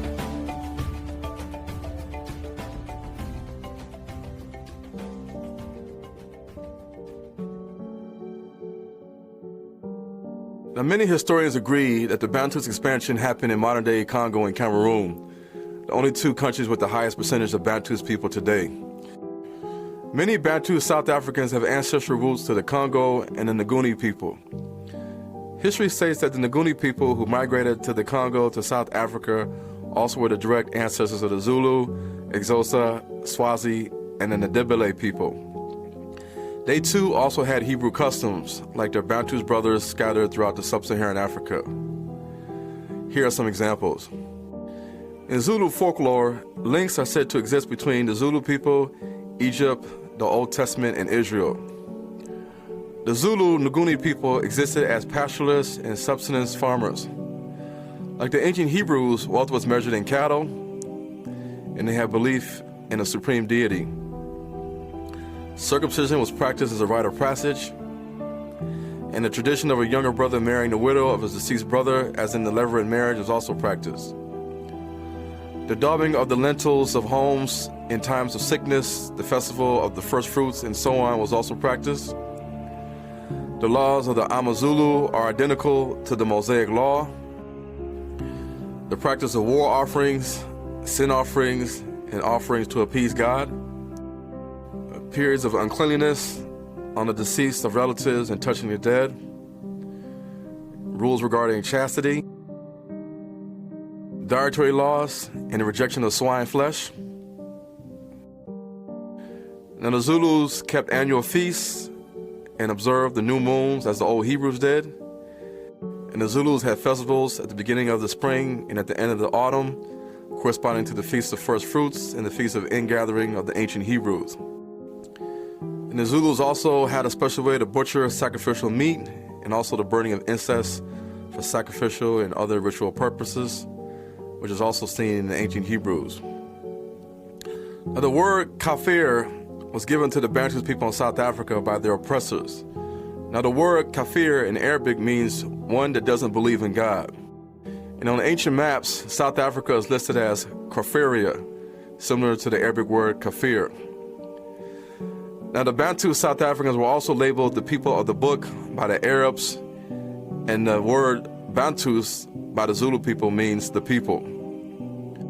Now with all this information, it's clear that we can see that the Bantus people in West Africa, East Africa, Central Africa, and South Africa are the Hebrew Israelites of the Bible.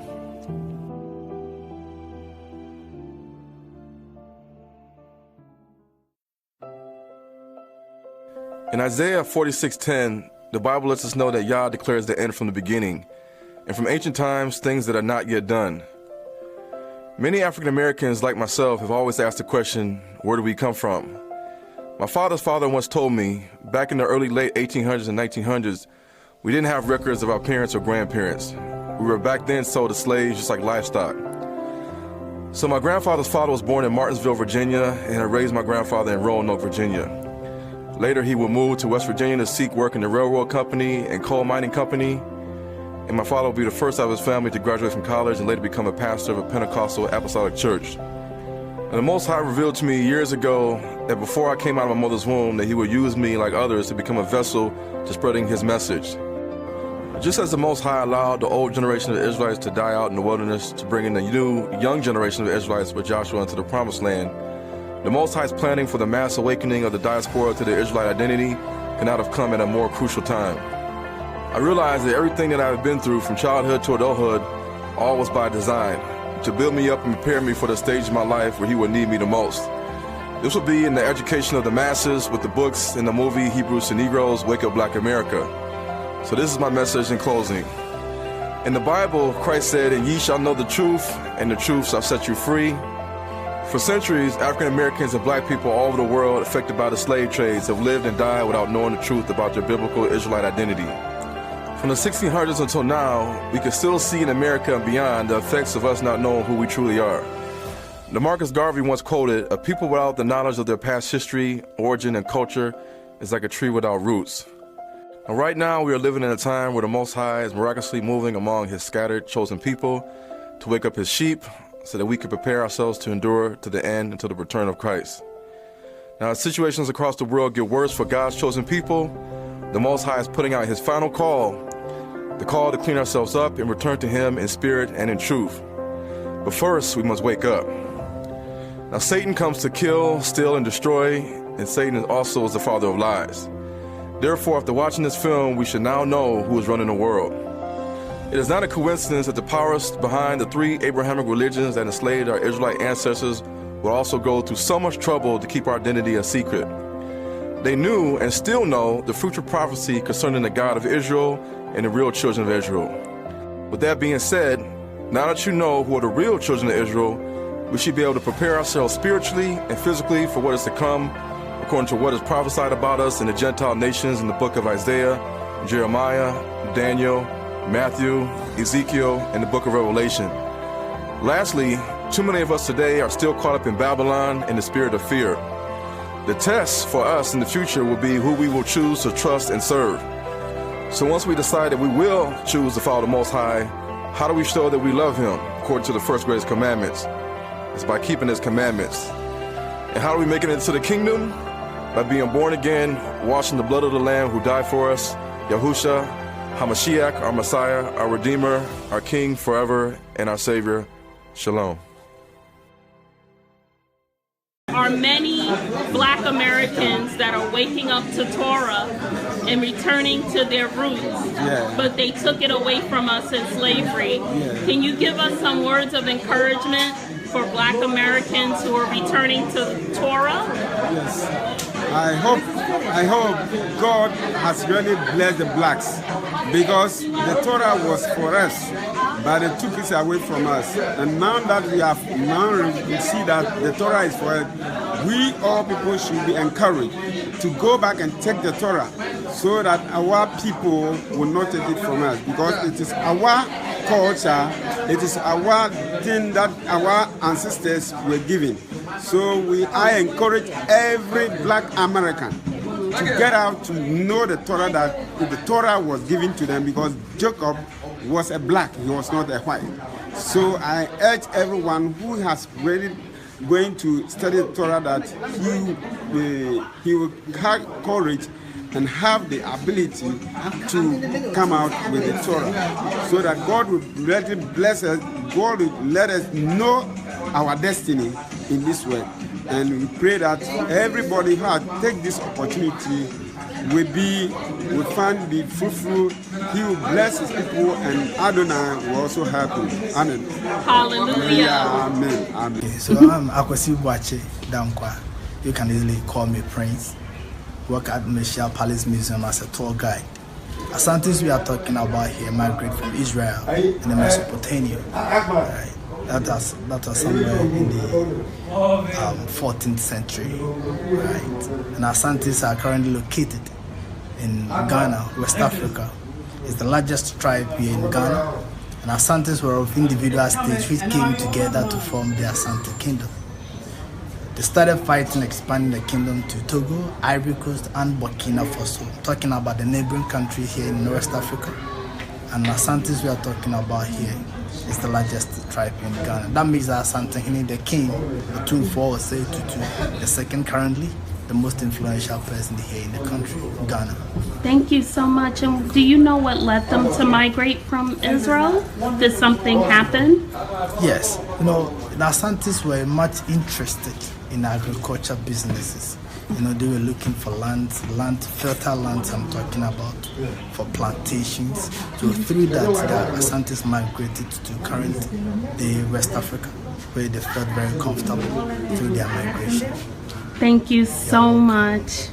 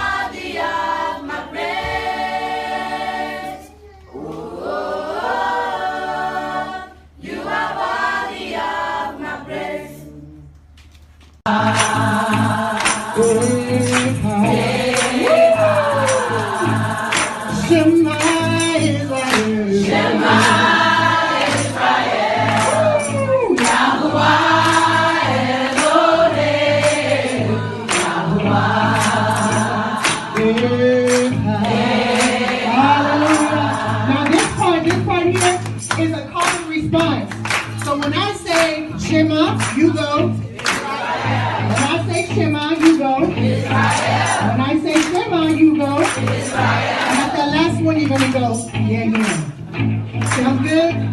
So let's warm it up, let's warm it up, let's warm it up.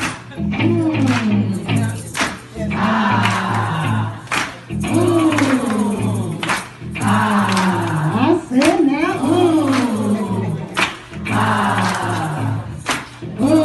Shema, ready?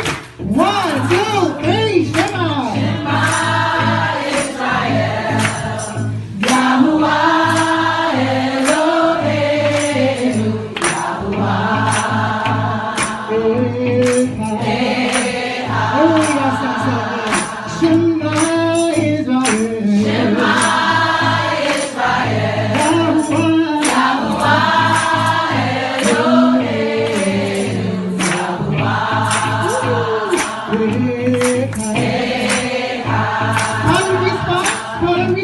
hallelujah. Shema Israel, Shema Israel, Shema Israel. Shema Israel, Shema Israel, Shema Israel. Shema Israel, Shema Israel, Shema Israel. Shema Israel, Shema Israel, Shema Israel. 1, 2, 3, Shema, Shema Israel, Yahuwah Eloheinu, Yahuwah Echad. Shema Israel,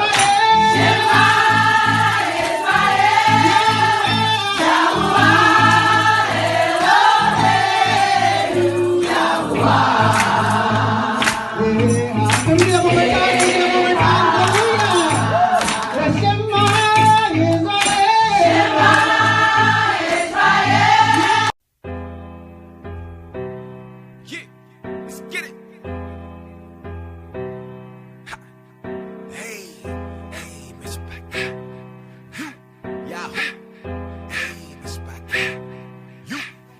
If you come against the scriptures, man, we gon' rise up. If you come against our heritage, we gon' rise up. It don't matter, anybody get it, man, we gon' rise up, rise up. We rise up. If you come against the king, man, we gon' rise up. If you come against our Elohim, we gon' rise up. It don't matter, anybody get it, man, we gon' rise up, we rise up. Rise up and rise up. Oh me, oh mine. Atheist tweeting OMG. Life came to a standstill and then got real with them prophecies. Every time we done pass go, monopolize the monopoly. You give us 200, take 300, charge us for the property. Y'all gave us this authority. To be honest, got it honestly. Which means we are joint heirs. Zombies twins on a trampoline. We speak what he wrote. Melania's speech, Michelle's notes. Israel hit the ground running like a breech birth cause we got hope. Hold up. Yeshua is the Messiah. It's his will over our will, so we call that student driver. He calls us his song. Sorry, Mariah. Posted when he carry these notes. Addressing all outsiders, we will rise up. If you come against the scriptures, man, we gon' rise up. If you come against our heritage, we gon' rise up. It don't matter, anybody get it, man, we gon' rise up, rise up. We rise up. If you come against the king, man, we gon' rise up. If you come against our Elohim, we gon' rise up. It don't matter, anybody get it, man, we gon' rise up, we rise up. Yeah. Rise up. And rise up. Rise up in the morning, see my people in poverty, crying out to my people, asking me why you bother me. Slaves, we living in colonies, walking like zombies, so brat with lobotomies. Even preacher man, a creature man, down low with them sodomies. And no, it isn't an oddity, rather the norm, so check the academy. They say if it ain't easy, I guess that's the academy. Rise, I'm getting an anatomy, know that they lie to me, no longer lie to me. The shoe flipped up the process. Yeah, I molded the pottery. Hold Hold up, what they gonna do when they show up? Will they ever grow up? Cause some rather free with a bowl than a running plant seed with a sower. You remember Noah? What you gonna be when they blow when they haven't received then it roll up? Think you're gonna go up? You better reread what you know of mainframe, DP, and to go up. If you come against the scriptures, man, we gon' rise up. To slavery on the effects of slavery and colonialization on the blacks and Hispanics or the Hebrew Israelites, which are mostly sad to say, in the Christian church, which don't belong there, but they're there. And I believe many of them are going to come out. Many of them are going to start realizing. They're going to start waking up. Show them this book, Josh. Show them the cover of this book. They've got to get this book. Get this book, please. He's got 3 volumes. We have the second one. And the first one. And the first one. And believe me, right, Josh? We're going back through it, and it's blessing us more and more and more. How much you would miss for and we've missed some things in this thick book. For a mere $30, it's worth every penny. It's worth every cent of the price. Yeah. For the wealth of information and knowledge and understanding you can gain from reading books. Like Josh said tonight, you can never have enough understanding in what's really going on. And it's a sad cliche, but it's true. The best way to hide something from a Negro is put it in a book. Is that I'm not a racist person, nor am I a person that hates certain individuals. I love all of humanity. I want to see all of humanity making a new kingdom. But nevertheless, there is true Hebrews. There is a true people of the Most High that is scattered throughout the nations of the earth this day. It is not whom that many people believe they are, such as the so-called Jews in the nation-state of Israel that we so see before us right now. I would interject that the true biblical Hebrews are the so-called African-American people that are scattered abroad throughout the world.